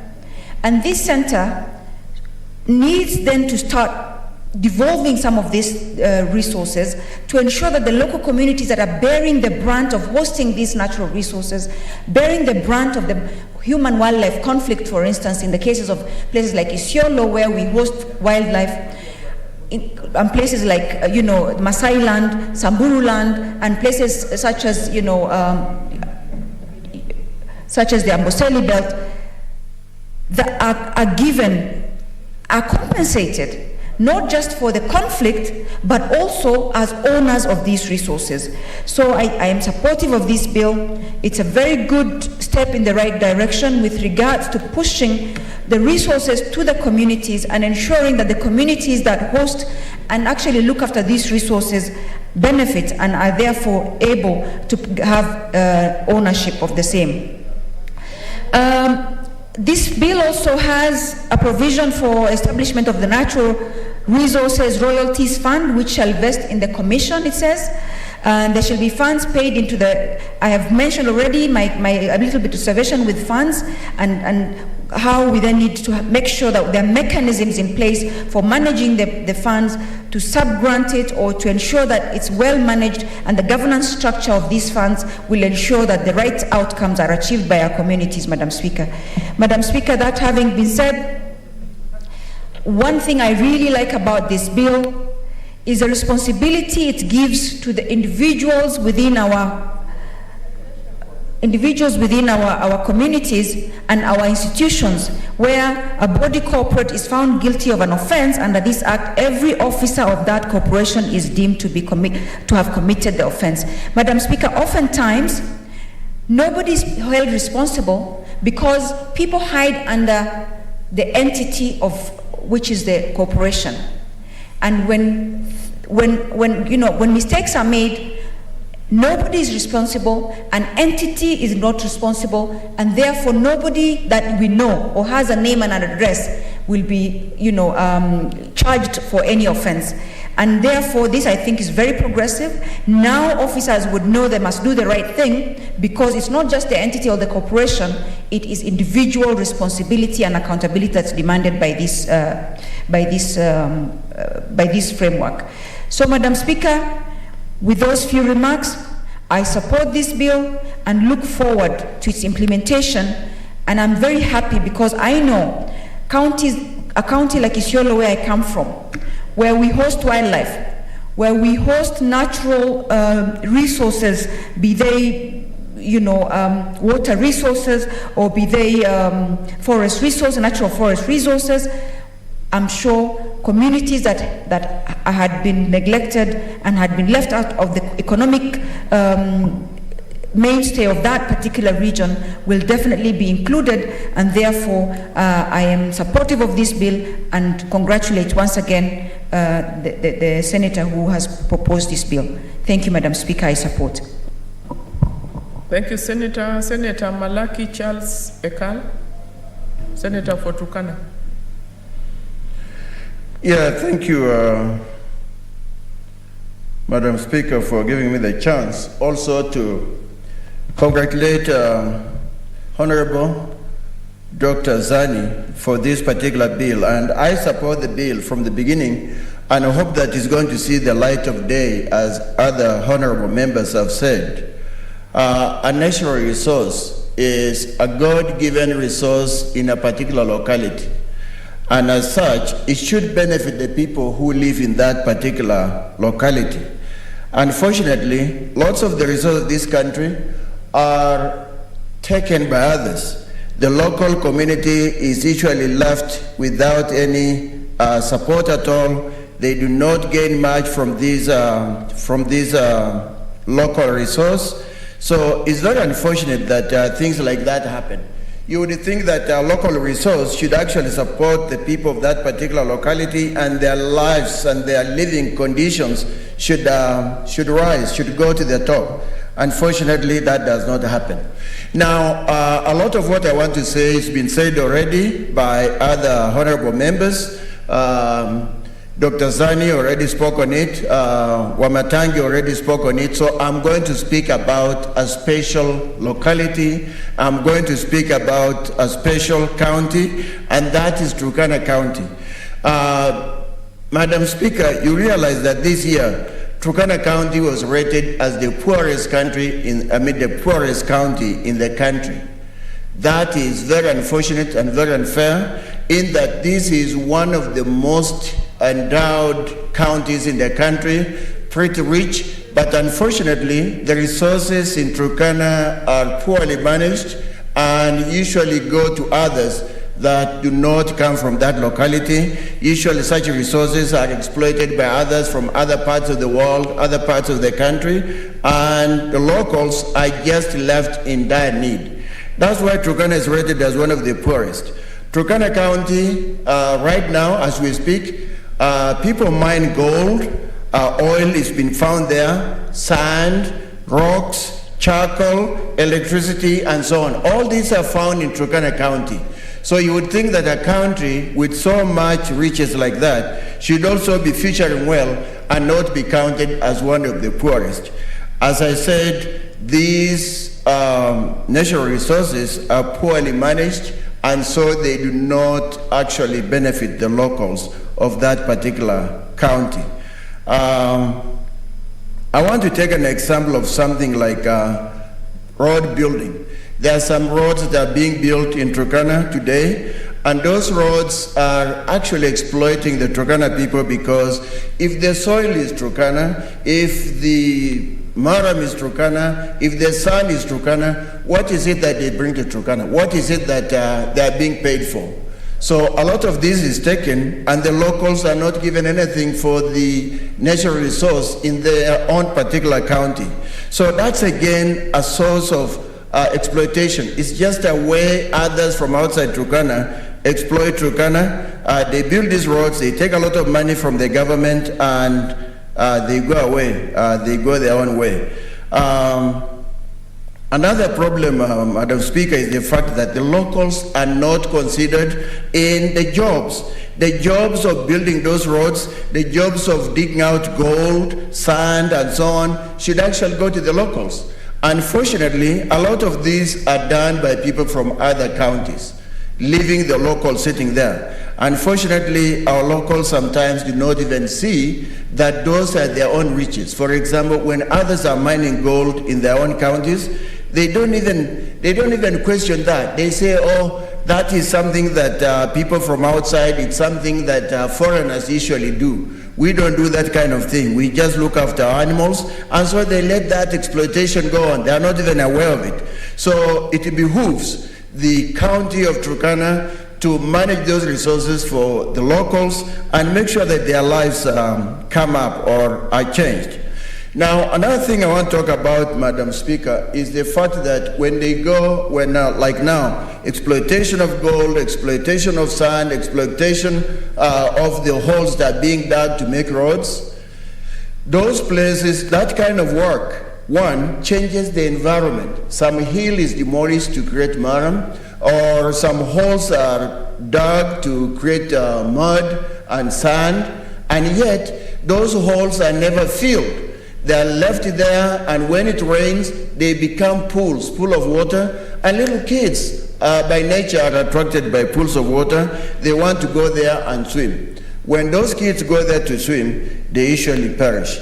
And when they perish, you should see a poor mother crying for a lost baby, and there's nothing that can be done. Nobody is held responsible, not even those who dug those holes. So I expect that when this law comes to fruition, this bill comes to fruition, there's going to be a situation where when you make a change in a particular environment, when, for example, you dig a big hole like that, you should fill it. Fill it back so that that region becomes, that particular place becomes level, so that nobody loses life in trying to swim in that particular hole. Unfortunately, people who make these roads do not care. People who dig out these sands do not care. People who dig out mud do not care. They just leave those holes there, and those become death traps for Turkana children. Exploitation, in a general sense, is going on all over this country. It's going on all over this country, like was given the case of Kwale, it's given on the case of Kilifi, where minerals are being mined by people from outside the country. They take them in raw form, they go develop them, and then sell them back to us. This is because of our weak laws. Our weak laws make us become like little children. Somebody comes and takes from us right there in front of us, and we don't say anything. We don't hold them responsible. We do not stop them. And so they keep on exploiting us while we remain poor. They get rich on our own resources while we remain poor. So I hope this bill is somehow going to be passed by our comrades in the Assembly, and then it's probably going to improve the living standards of several people in this particular country. Thank you, Madam Speaker. Thank you, Senator. Senator Musurube. Honorable Speaker, thank you for giving me an opportunity to support this bill by Dr. Zani. And I'd also like to congratulate her for being the best senator from her county. Congratulations, Senator Dr. Zani. Honorable Speaker, Senator Zani brings forth a very important bill that is going to be a game changer to our local communities. That is, if the bill sees the light of the day. Honorable Speaker, as we look at this bill, one thing that clearly comes out is that we have the resource exploiters, we have the national government, we have the county government, and we have the local communities as well. Now, when we think of these four categories or entities, they all are interested parties in natural resources. And Honorable Speaker, it is unfortunate that if you own a piece of land and by God's grace that land has gold, it stops being your land. Because there are usually very many interested parties. People will arrogate themselves, that land of yours, and within no time you'll find yourself displaced. And sometimes it is a very harrowing moment for an individual who has found himself in such a situation and his family. Now, what am I trying to imply? I'm implying that when it comes to natural resources and you have them on your farm, it is a golden opportunity, but even though it's a golden opportunity, you need to benefit from it. In fact, you need to be the first beneficiary, Honorable Speaker. I have seen cases, and I've had cases even in a local media that are running around about a gold mine in Kakamega County, where I come from, and what is being featured is really tormenting to the mind, because you find that graduates from Kakamega County who are jobless, they have no job at all, they find themselves digging the gold, they find themselves now getting into the mining industry for lack of, not having an income.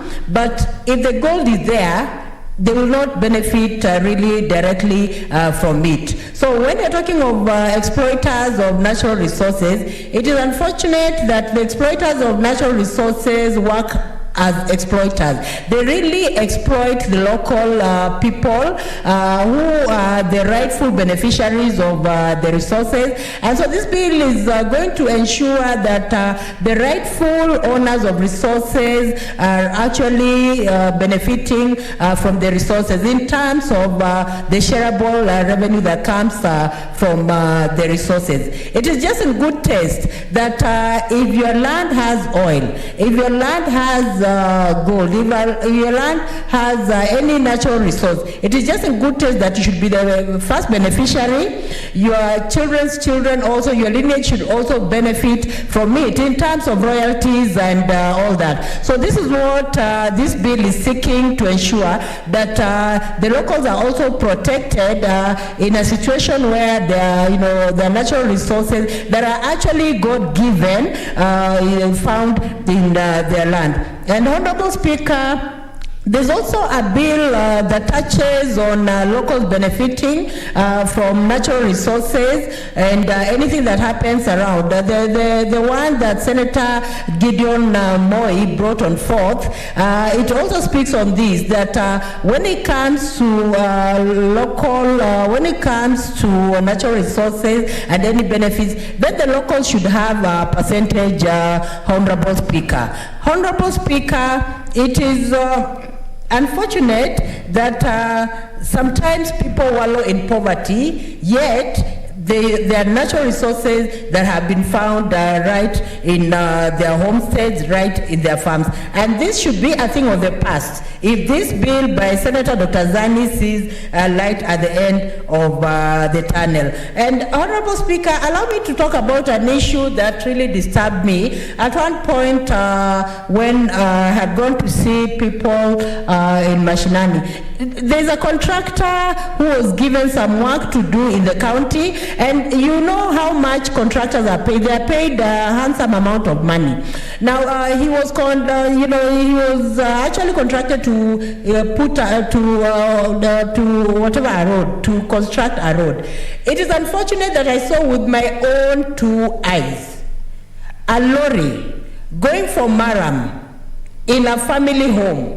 And they extracted a lot of maram from that family, and each lorry, the owner of the land was being paid 500. Each lorry that was carrying the maram. And yet this contractor is being paid a lot of money for maram. Eventually what happened, that family was left with a whole lot, not even land, Honorable Speaker. Not even land that you can say that this family can cultivate and get maize and all that. So the land was gone, so the owner was left with a whole.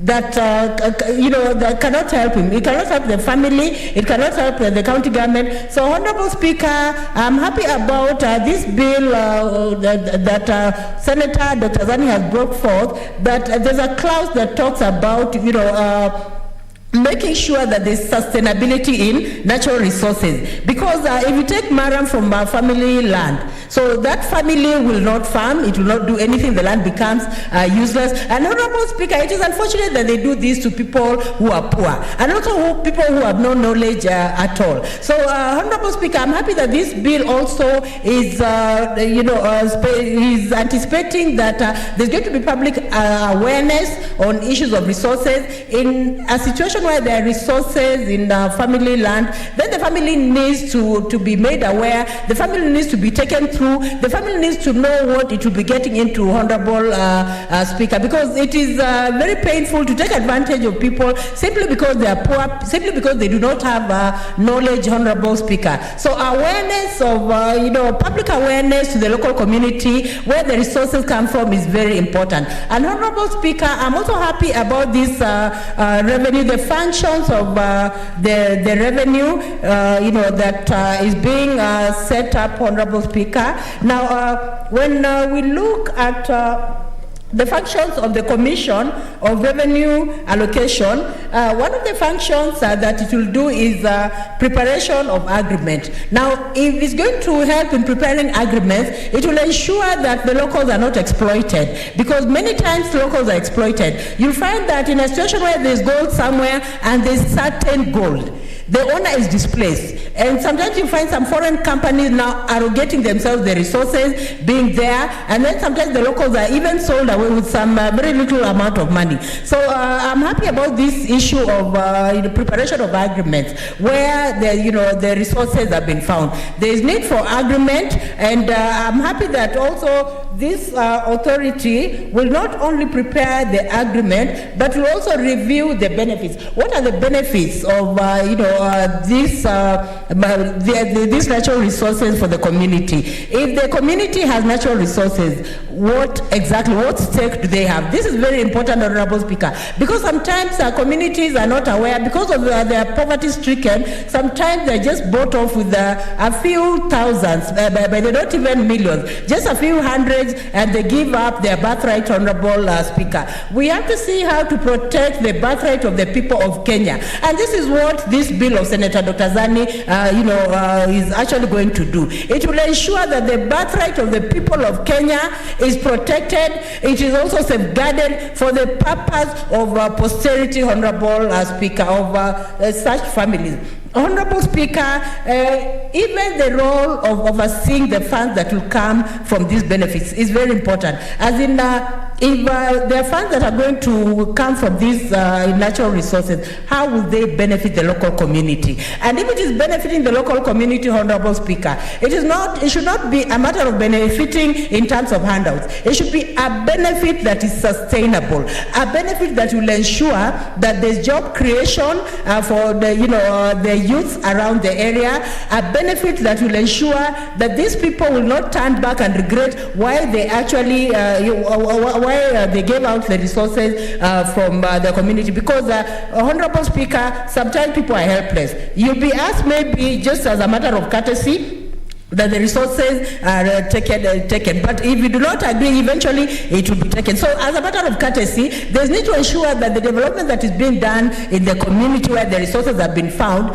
are developments that are going to sustain the community, so that youth will not complain that they do not have jobs. Like in the issue of Kakamega, it should not be a case that we have people digging gold mines who are graduates in Kakamega and they're finding gold. If they're finding gold, they should be valued for their finding. In fact, those ones should be contracted as engineers, Honorable Speaker. When you're talking of engineers, they should not only be paper engineers, they should also be engineers who are hands-on. We have people who have hands-on and they can do even better than what papers can do, Honorable Speaker. So those engineers should be brought on board and they should be looked in. Now, I have to say, Honorable Speaker, the guiding principles are very clear in this bill, that when it comes to natural resources they are found somewhere, the issue of inclusivity has to come in. That is, the locals have to be included. The issue of public participation has to come in. That the locals have to be allowed to also express their views about these commodities, Honorable Speaker. And even apart from expressing their thoughts,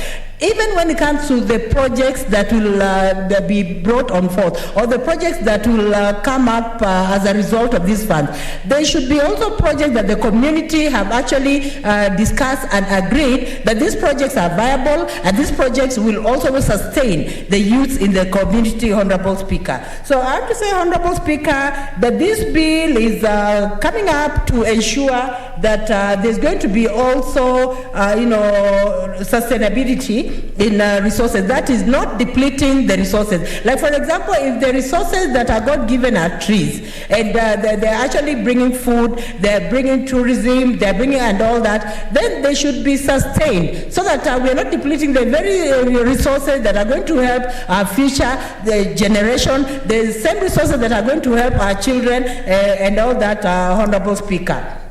Honorable Speaker, when you look at some countries like Saudi Arabia, they really ensure that the resources that are there are benefiting the locals in Saudi Arabia, Honorable Speaker. And that is why Saudi Arabia is rich, because when you walk on the streets, it is rare that you'd find even beggars on the streets. They take care of their poor. They make sure that their poor are just as comfortable as anyone else. They make sure that their poor have the basic rights. They make sure that the poor are able to eat. The poor are able to go to school, Honorable Speaker. And that is the direction we should go, Honorable Speaker. Ensuring that we are taking care of our poor, Honorable Speaker. Not that if the poor has gold, then you take the gold, you arrogate yourself that land, and just displace the poor simply because of the money you have seen there. Honorable Speaker, the rich also have to ensure that they are not exploiting people up to the grave, Honorable Speaker, because that is what is happening, Honorable Speaker. If, for example, now the incident I've talked about in Lugari, somebody has left you with a hole. You cannot even plant maize. You cannot even plant crops. You cannot even plant greens, Honorable Speaker. That one has exploited you to your grave. Because now you have to look for money to buy vegetables, money to buy maize, Honorable Speaker. And yet the county government, has allocated a lot of money just for the purpose of the road to be constructed. But an exploiter somewhere, in the name of exploiting resources, has decided this poor person is ignorant, is not aware that he has maram, which is very expensive. So what I will do, I will just give 500 per lorry, and Honorable Speaker, such people should be brought to book, Honorable Speaker. It is painful, it is unfair to just, exploit poor people simply because they're ignorant, simply because they're not aware, Honorable Speaker. So there is need to ensure that there is promotion of restoration of environment after exploitation, just like the bill states, Honorable Speaker. And there's need also, according to this bill, the authority also will endeavor to build capacity of local communities, and it is important that the local communities are involved. I'm happy that 5 people from the local communities will also be among the community, among the people on the board who will be discussing on the benefits of the revenue sharing that come as a result of the natural resources. Now, these 5 people are important because they are the ones to be used also to build capacity of the real local person, because most of the time you'll find that when it comes to information dissemination, sometimes it does not reach the common man. Sometimes people just gossip, we've heard this is what is happening, the county government is doing this and all that. Now the county government needs to be brought to task so that in case natural resources are identified in the counties, those 5 people who are taxed, those 5 people who are actually brought on board by the community should be enlightened on, on the natural resources, should be enlightened on what will be done, should be enlightened on how people will benefit and all that, because they're the ones to explain to people on the ground about the undertakings of the natural resources and how they will benefit from the natural resources, Honorable Speaker. Honorable Speaker, it is important, yes, for the resources to be shared by the national government and also the county government. But even if they are sharing the resources, there should be a clear way of ensuring that that common person where the resources have been found, that community where the resources have been found, that community benefits. And the clear benefit in a community is job creation. If you can give a community jobs, then the youth have jobs, then that will be a plus in the natural resources. But if the natural resources have no job returns, then it means that the natural resources are exploitative to the community, the natural resources are exploitative to the youth in that community, Honorable Speaker, because honestly, when it comes to natural resources, when it comes to communities, the youth should benefit by having having jobs, because the youths are energetic and they have a time to really use the energy well. They can use the energy well if they're involved in the creation of the natural resources, in the exploitation of the natural resources. Let them be on the front line. Let natural exploiters get the goodwill of the community, because if they don't get the goodwill of the community, then whatever they're doing will not be sustainable. Honorable Speaker, I support this bill, and I hope that when it goes to the National Assembly, it will see light at the end of the tunnel. Thank you, Honorable Speaker. Thank you, Senator. Senator Ali Abdullahi Ibrahim, Senator for Wajir. Thank you, Madam Speaker. Madam Speaker, I also want to support the bill by Senator Zani.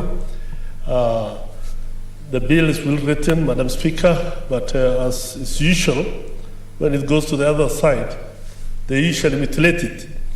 Madam Speaker, while we talk of mining in Kenya is done by many people. There are the locals who do mining at the local level. There are others who have some business names, groups, or sometimes it's small business names, others with companies who do mining. But the most of the people who do some of these things are the multinationals. The multinationals, Madam Speaker, sometimes even cannot go to certain areas, like where I come from. But when you go to the Ministry of Mining, you will realize that all the places have been divided among the Chinese, the British, the Americans. You hear of this is the Anglo, this is another company from China, another from Turkey, but they can't even go to the areas. Instead of the government supporting such companies, because some of the mines might be deep where the locals cannot do much, then nothing really happens. And you see that people end up not doing much and they don't gain much. Madam Speaker, the other issue is that when the locals are doing small minings here and there, then somehow the national government should be able to assist them. But nobody really assists them, and whenever they're able to get, especially the way Senator Musurube was saying, the small mines in Homa Bay, in Migori, I think in Kakamega, in many parts of this country, these people are exploited by middlemen and brokers. Whatever little they get a gram, 2 grams, 3 grams, 5 grams, some of them even a kilo. They don't get the value for what they're able to strive to dig. And some of them, many of them, you're told that dig around and even die in those holes. So, Madam Speaker, it will have been very good if the national government, especially the Ministry of Mining, looks into these small stakeholders who are doing all those things. I think, who was that senator, one of the senators, I think Chariot, was talking about Goldenberg and how it came about. People are bringing gold from Ethiopia, bringing gold from Congo, and then they were exploiting here. And a lot of people were exploited, and a lot of scandals happened. But if we're able to help our local, small, gold diggers from Pokot, from every part of this country, and you have a central organization which is able to help them, then something could have come out of it. But unfortunately, we just look at the big companies and the multinationals who are just out there to exploit everybody. Like the way we are told in Kwale and what happened in Turkana. If you look at what happened in Marsabit, there have been wars literally for, people, the local communities and those organizations which were doing the wind power in Marsabit for a long time. Somebody just comes from nowhere and decides to take 100 kilometer squares of your land without any compensation. And the power comes all the way from there to Suswa, and the people who live around that area don't even have power. That's not fair, and that's not right. And when people went to court and complained about these issues, everything was thrown out. Because these are poor people, and they could be bulldozed. In certain areas, the local leadership is corrupted, and therefore the small timers cannot get anything. Madam Speaker, if you have heard, and everybody in the world has heard about the issue of pirates in Somalia, why did that one come about? It's because of industrial mining, fishing, for trawlers from all over the world coming to exploit their ocean. So they were forced to become pirates and chase these guys away. But what happened? Everywhere in the world, the big powers have come to those areas, and all those trolleys are there exploiting everything. And you can't, the locals there cannot get. So internationally, you can see what mining can bring about. It brought about pirates who could create a lot of problems and cause a whole mess in the Indian Ocean. So these issues should not be underrated. The local communities in our context should be assisted. We don't want people to go to that level where you have bandits in a small time, local militias, making sure that these big companies or these people who invest, you are told about Taita Taveta, with all its natural resources, whatever they get, what do the people there get? Nothing. You hear of big rich people collecting all the rupees from there, and the people there don't have anything. Others have gold mines there. Others have closed all the big areas, having ranches and hotels when the people, the locals are suffering. This is everywhere, Madam Speaker, and in the long run, in some areas which people think are nothing, they have nothing now. When they hear that the gold has been discovered in somewhere in Wajir, or petrol has been discovered in somewhere in Wajir, nobody wants to go there now. But when you hear about these issues, you will hear the whole of Kenya going there. And what will the people react? The people in Wajir will react in a negative way. And that is what will cause problems in this country. The resources we have now, if they're used proper, to try and exploit the natural resources in all counties, then something good will happen. We have giraffes, which are nowhere in the world in Wajir. We have the hyenas in Garissa, but they are not exploited proper. No tourists are taken there because you are told this is a security area, insecure. So how will that insecurity end if the locals are not encouraged to try and make use of their local resources? That is the only way these local people can benefit from their local resources. Madam Speaker, where I come from Wajir North, on the border of Kenya and Ethiopia. People come all the way from Ethiopia to come and exploit some of the trees we have there. We have some hard trees there on our hills, on the borders there. All of them have been cut down, taken to Ethiopia. The wildlife which is there, people come all the way from there to come and kill them and collect them and take them there. So when some few years back, like 5 years ago, you could go around, walk around here, you see a lion, you see a giraffe, you see all types of antelopes, you see even cheetahs, ostriches. Now you can't even see them. You can't even see them because they have all been killed, and the Ministry of Wildlife is not doing anything, because nobody cares about this wildlife. This is, in some areas, they are all living Wajir North, and they are coming towards Marsabit, because in Marsabit Mountain, they are being taken care of, and people go. From there, they go to Isiolo, where there are, game reserves and game parks. So, but in other times, you could see even elephants coming all the way from Isiolo to those areas. But now they can't, because these animals are very bright, and they know where they are not safe, they will not go. So the government should knows what they can get from natural resources, wildlife, and other mining resources. So if these things are done properly, then in the long run, we will benefit. Madam Speaker, Kenya, you can imagine, recently I was hearing that fish is brought from China. Do we have to bring fish from China? We have our ocean, Indian Ocean, where you can get a lot of fish. We have Lake Victoria, where we can get a lot of fish. We have Lake Turkana, and all these other lakes along the Rift Valley. But we are importing fish from China. What a shame. Instead of trying and helping our people, the fishermen, to make sure that at least where if there's hyacinths here, if these fish cannot survive in these areas, how do you clear these things? How do you help these people? There are a lot of ways of making sure that our people survive better and do better, but these things don't happen, Madam Speaker. Madam Speaker, while I congratulate the leader, I don't know how CRA can manage all this work.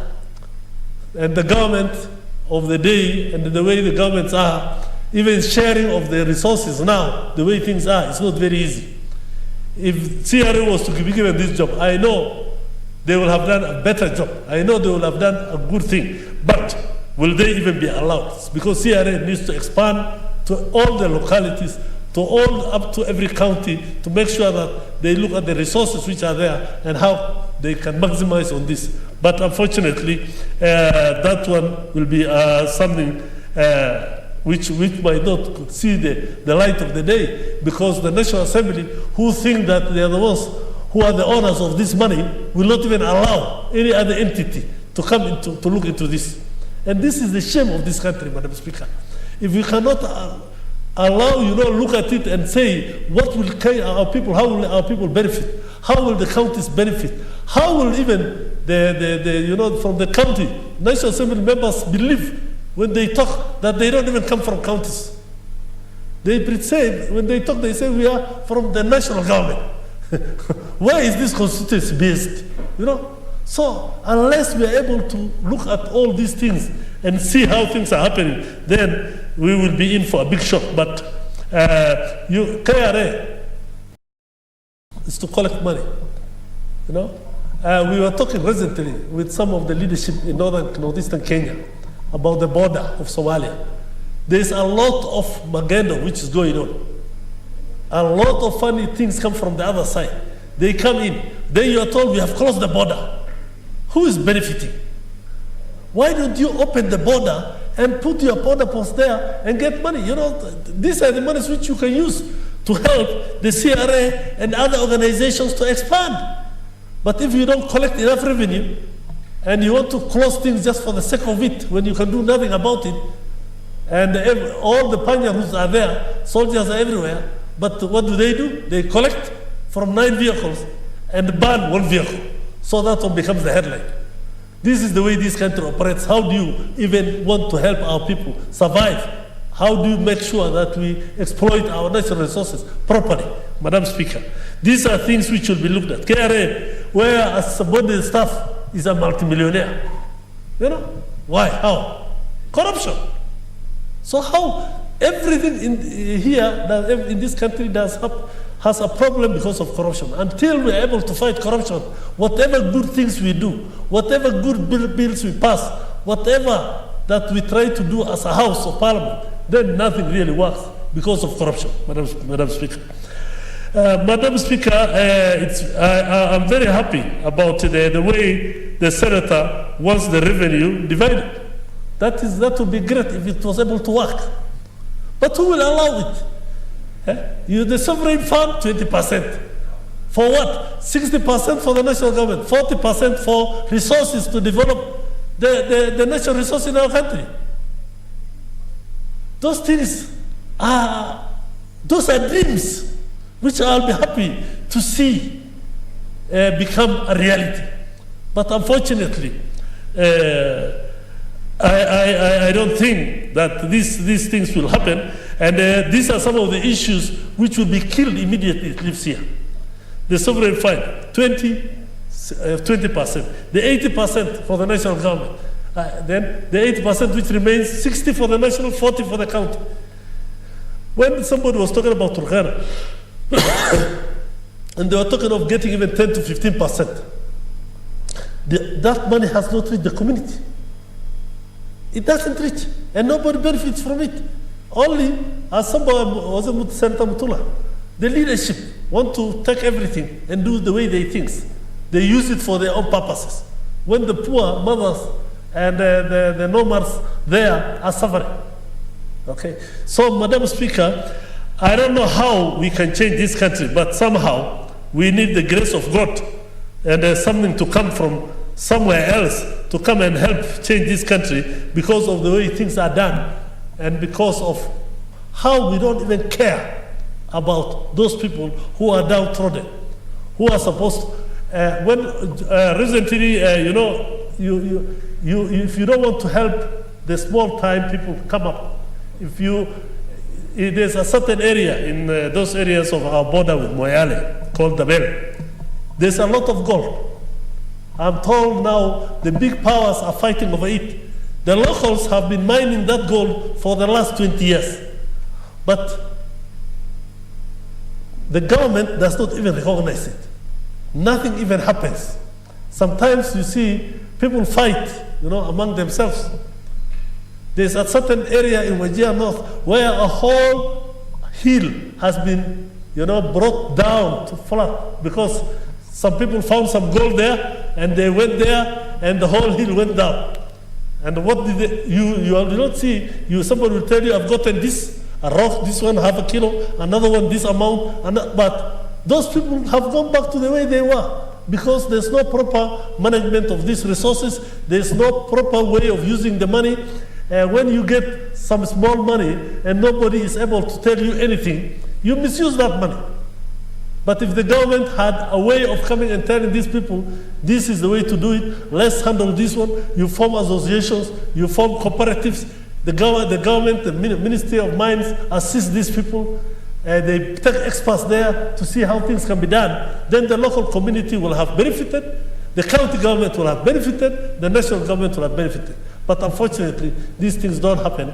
And I hope that with this bill, something will change. We are usually good at writing things, good professional papers, good bills, but nothing comes out of it.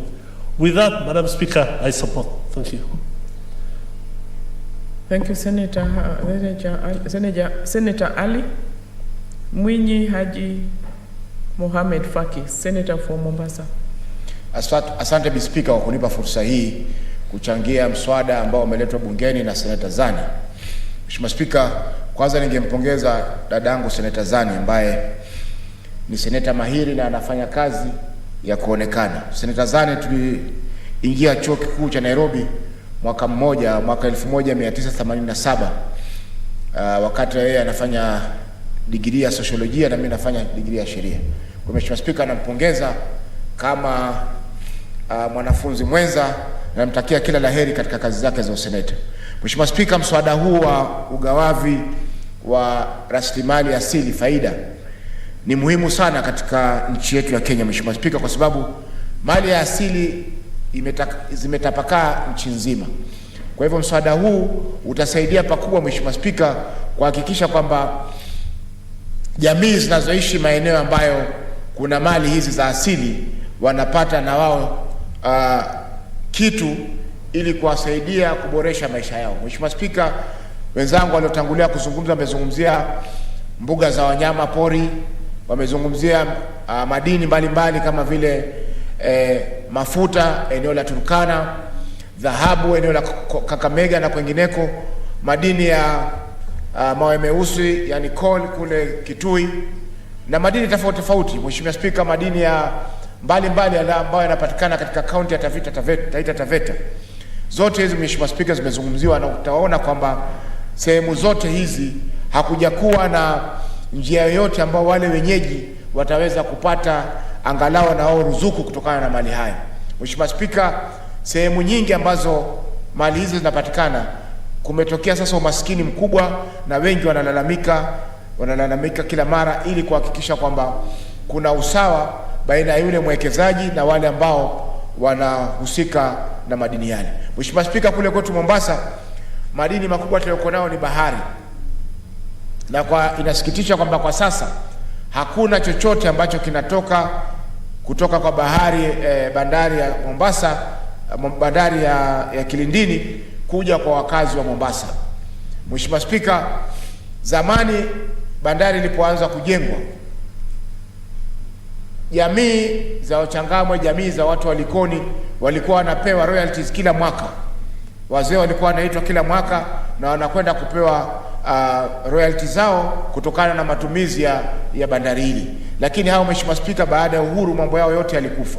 Mheshimiwa Speaker, uwanja wa ndege wa Moi ulipojengwa, vile vile pia jamii husika ambazo zilikuwa ni jamii zetu wa Changamwe ziliweza pia kuwa zinalipwa royalties mara kwa mara kwa matumizi ya ardhi ile kwa kujengwa uwanja wa ndege. Lakini Mheshimiwa Speaker, hayo yote yaliondoka wakati tulipopata uhuru mwaka 1963. Mheshimiwa Speaker, hivi ninavyozungumza ni kuwa hata watoto wetu kupata ajira katika Moi International Airport ama bandari ya Mombasa imekuwa ni dhiki, kwa sababu nafasi zile zinatangazwa kitaifa, na sisi kama wenyeji, Mheshimiwa Spika, hatupati ile asilimia yetu ya tunayotakana kupata kulingana na sheria ambayo imepitishwa na Bunge. Kwa hiyo Mheshimiwa Spika, mswada huu utasaidia pakubwa kuondoa yale malalamiko ambayo wananchi katika kila jamii wanayo kuhusiana na matumizi ya madini yao. Mheshimiwa Spika, hapo nyuma mwaka jana kulitolewa judgment ya watu wa eneo la Bangladesh, ambapo pale kulianzishwa kiwanda cha kutengeneza betri, ambapo wengi waliathirika na madini ya lead ambayo walikuwa wanatokana na kiwanda kile. Mheshimiwa Spika, watu wengi wameweza kupoteza maisha, wengine wameumia, hali ambayo imewafanya kuwa hawataweza kufanya kazi zao kama kawaida. Kwa hiyo Mheshimiwa Spika, viwanda pia vinavyoanzishwa vinasaidia pakubwa kudhulumu haki ambazo wananchi wangeweza kupata kama ingekuwa sheria inafuatwa. Mheshimiwa Spika, tunapozungumzia kwa mfano viwanda vya simiti vinatumia madini ya klinka, ambayo klinka pia ni madini hatari kwa maisha ya binadamu. Tumeona pia katika eneo la Mikindani, Mheshimiwa Spika, masuala haya ya klinka yameweza kuibuka, na nyumba nyingi katika mtaa wa Owino Uhuru katika eneo la Jomvu Kuu sub county wameweza kuathirika, Mheshimiwa Spika, kwa madini kama haya, lakini jamii ama community ama wawekezaji wale hawatoi chochote katika jamii ya watu wale. Kwa hiyo Mheshimiwa Spika, mswada huu utaweka mfumo maalum ambao utasaidia kutoza asilimia fulani ya mapato, ili wale ambao wameathirika na madini na rasilimali kama zile waweze kusaidika.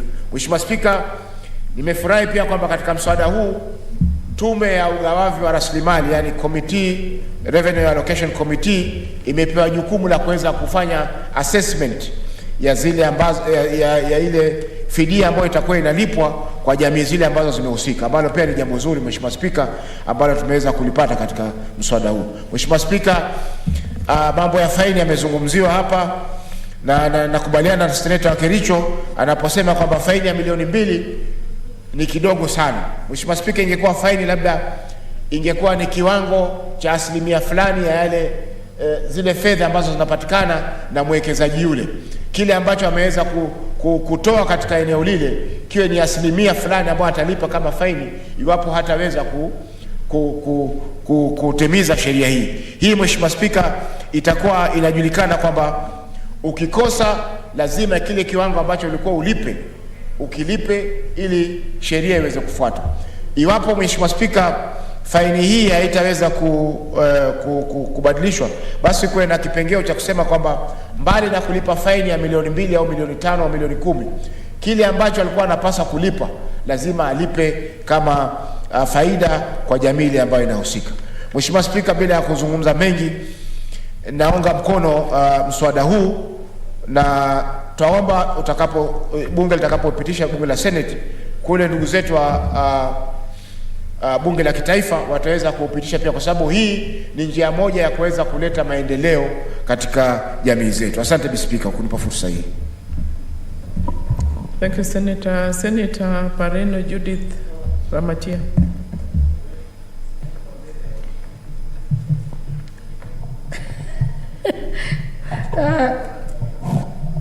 Honorable Madam Speaker, I support Senator Zani on this. Very encouraging issues coming out. And Madam Speaker, issues of resources in this country is what brings, division of resources in this country is what brings a lot of friction, a lot of times. Because sometimes, a lot of times, others feel that they are being left out when it comes to sharing these resources. So this bill will definitely help us to bring not just harmony in terms of how we are handling our resources, but harmony amongst ourselves as Kenyans, so that we feel we belong, we feel we can share, and none is going to be left behind. Yesterday we had regulations that are being developed which are still being handled by the committee of my chair, who has just been talking, Senator Faki, where I sit, on issues of equalization fund. And these issues came about because we are saying there are people, we are not equal. There are people who have been left out of sharing of resources for a very long time since independence. And that is why these communities or these sections of the Kenyan population came out to assert themselves, not from anywhere else, but from the Constitution itself, so that they are heard, so that they are considered, so that they also share like everybody else. So now over 10 years, it's going to 20 years, it's going to go to 30 years, we have not yet addressed the issue of how we are sharing resources in this country.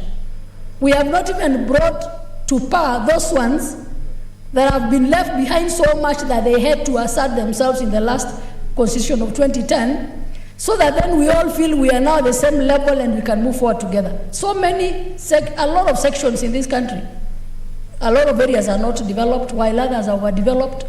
I don't know whether it's something like overdevelopment because technology is coming in every other day with new things. But I think this bill can be a blessing to those that feel that the resources have not been shared in the right manner. I am happy that the devolution has come in to bring us somewhere. I can't even imagine how it was before this devolution, because at least now there is something from the national cake that is coming down to the counties. But we still have so much to be done. Madam Speaker, the other day I had a statement where a section of people around an area called Kipeto area actually wrote a memo to me saying that we have these wind power projects that are being developed around our areas, but not even a sweeper is employed in that area. So you import labor from elsewhere, inclusive labor that is not even expertise, inclusive the very minimal but uplifting jobs that the locals can do.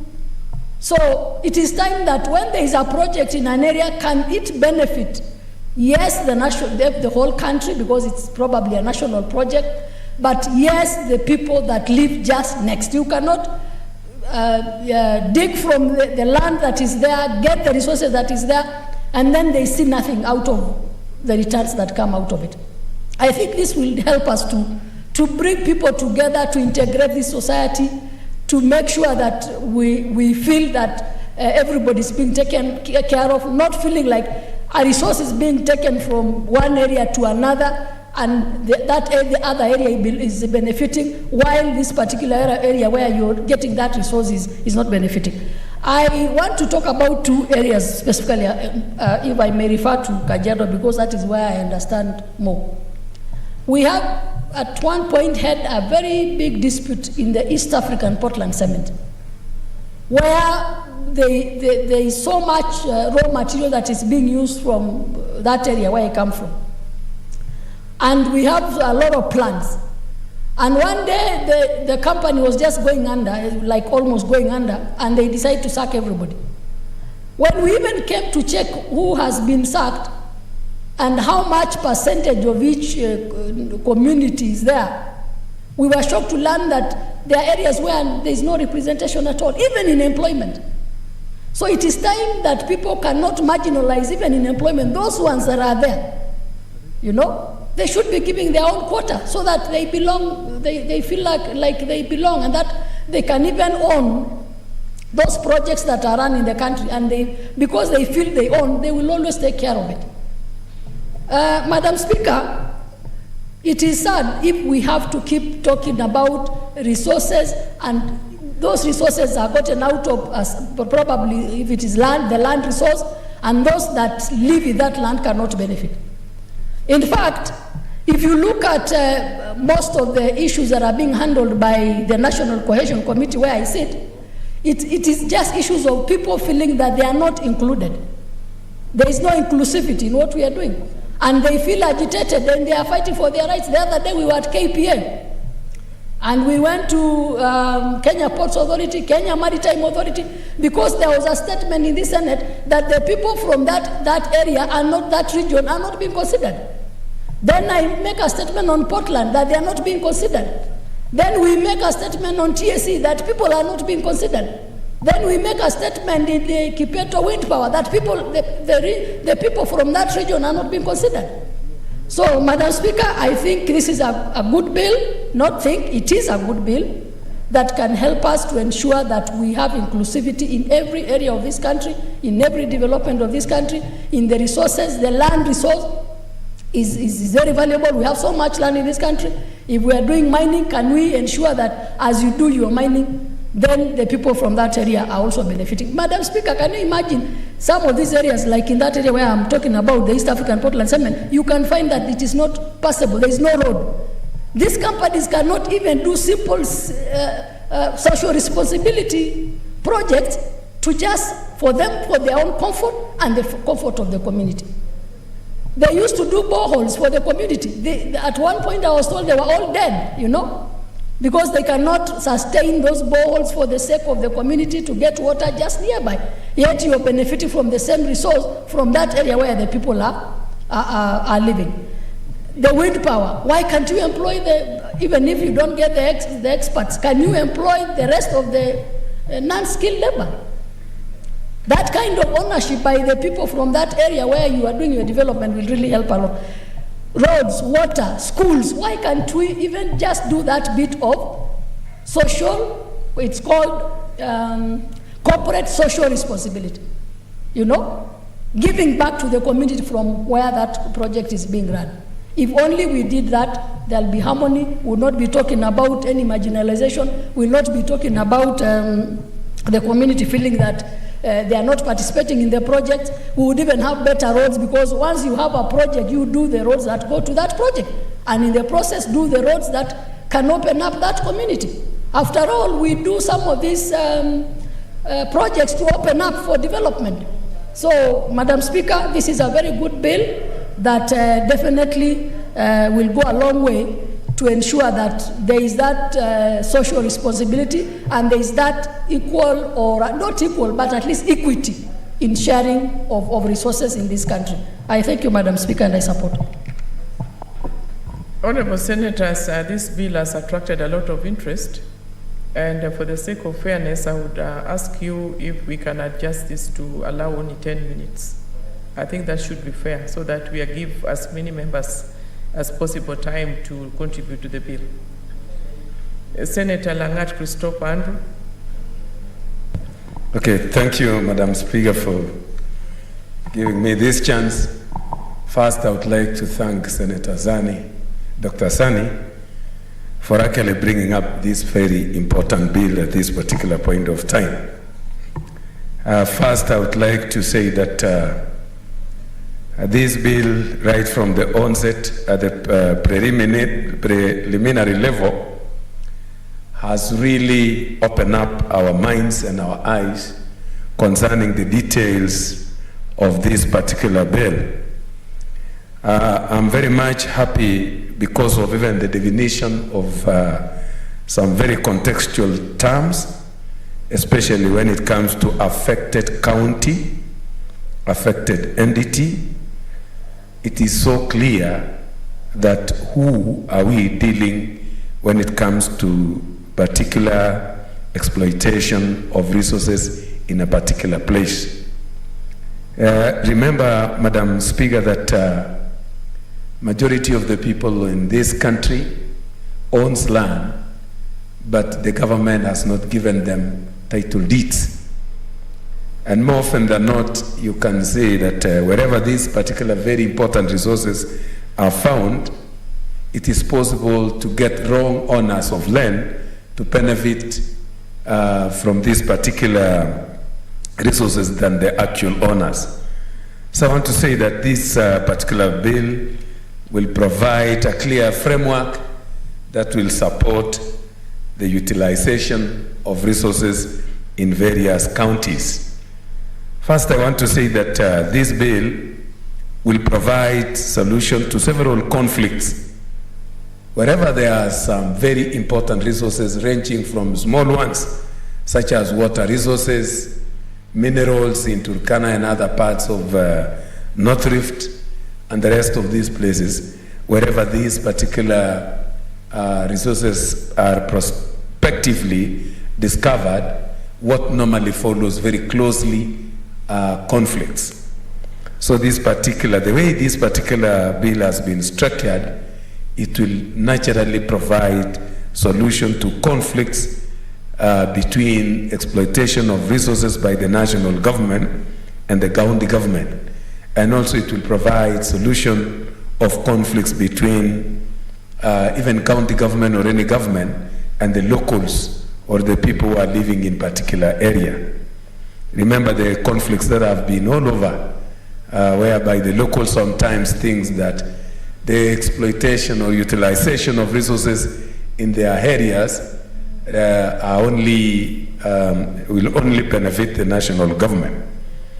For example, when we were in Taita Taveta one time, trying to resolve human-animal conflicts, we realized that people in Taita Taveta, most of the land, almost 3/4 of Taita Taveta is animal national reserves, and those animals do not benefit people of Taita Taveta in any way. In fact, more often than not, you find that those animals, wherever they are in conflicts with human beings living in Taita Taveta through the destruction of their livelihoods in terms of animals and crops, the most disadvantaged entity mostly are the residents of Taita Taveta and the surroundings. So I'm saying that the moment these particular resources are shared effectively the moment the revenue is shared effectively between the county governments and the national government, the people from those particular areas will see the importance of these particular resources and they will be able even to protect them. An example is when we were in Samburu, we saw some national reserves, animal reserves, which the owners actually benefit the locals through community development, CSRs, social responsibility projects. You find that in those particular places, there is a lot of harmony between the owners of the resources, the management of the resources, and the locals. Another thing that I've seen is that I've noticed that the companies that are normally out to exploit those resources unfairly and including human resource will have a direction.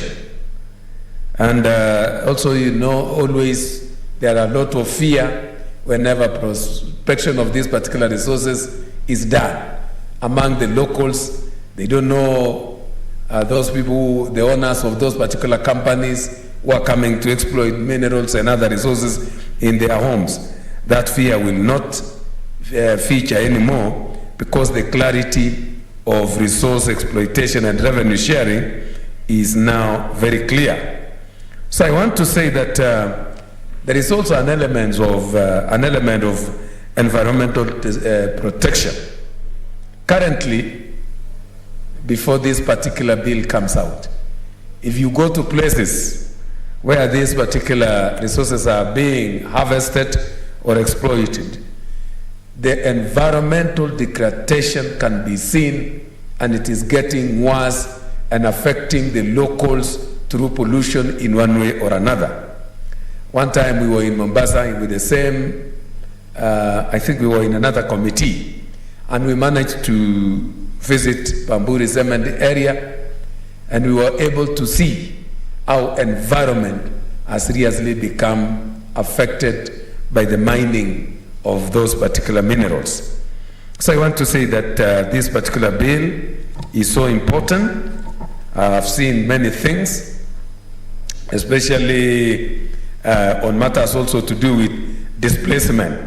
People living in a ward within which natural resources is situated.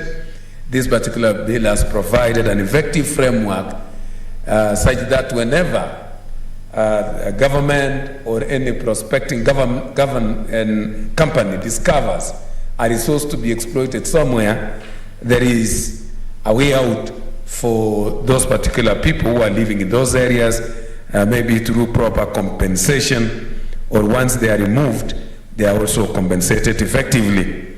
This is very important, and I'm so sure even those people who have initial governments had rewarded them maybe natural land in the forest. Once this particular bill comes out, it will provide a way out of resettling some people who have really suffered for several years unnecessarily. I'm also very much grateful for when it comes to the functions of the Commission on Revenue Allocation. They has really touched on very important areas. For example, on matters coordination and the preparation of benefit sharing agreements. This one will benefit the locals because they will know very clearly that all the revenues will be shared in a particular way. Another one is review and, where appropriate, determines the royalties payable by the affected entity engaged. This is so important because it looks very ridiculous that in most cases where these very important resources, people living in the surrounding normally suffer so much, just like in some resources that we have seen in some areas, that the people surrounding whom actually the land used to belong to them, their ancestral lands. When you see those who are mining resources in those particular places and those who are living in the surrounding, you can't believe. Those who are claim that the land used to belong to them normally become so poor, and it becomes very ironical that the foreigners at times benefits more than the locals.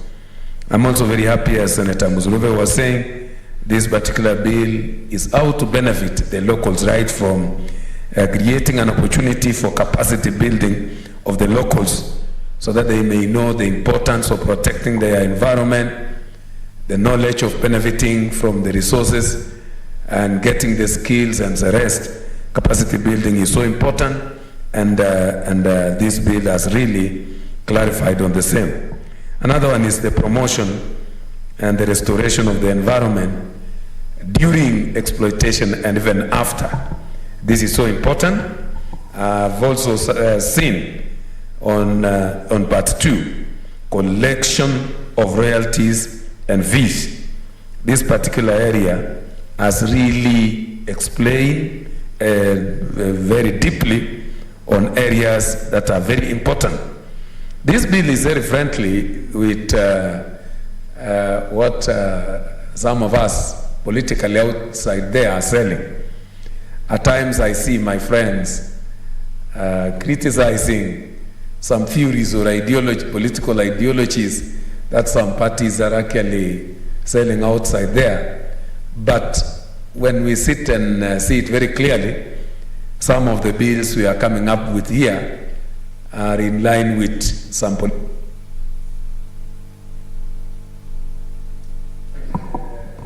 Your time is up. It's not because you're touching on some theories. So just just 1 minute for you to conclude. Yes. So I want to thank Senator Sani very much, and I want to assure you, Senator Sani, the Hustler Economics support this seriously because it is part of our thinking. You are in line with what we are thinking. Thank you so much. Senator Olekina Ledama.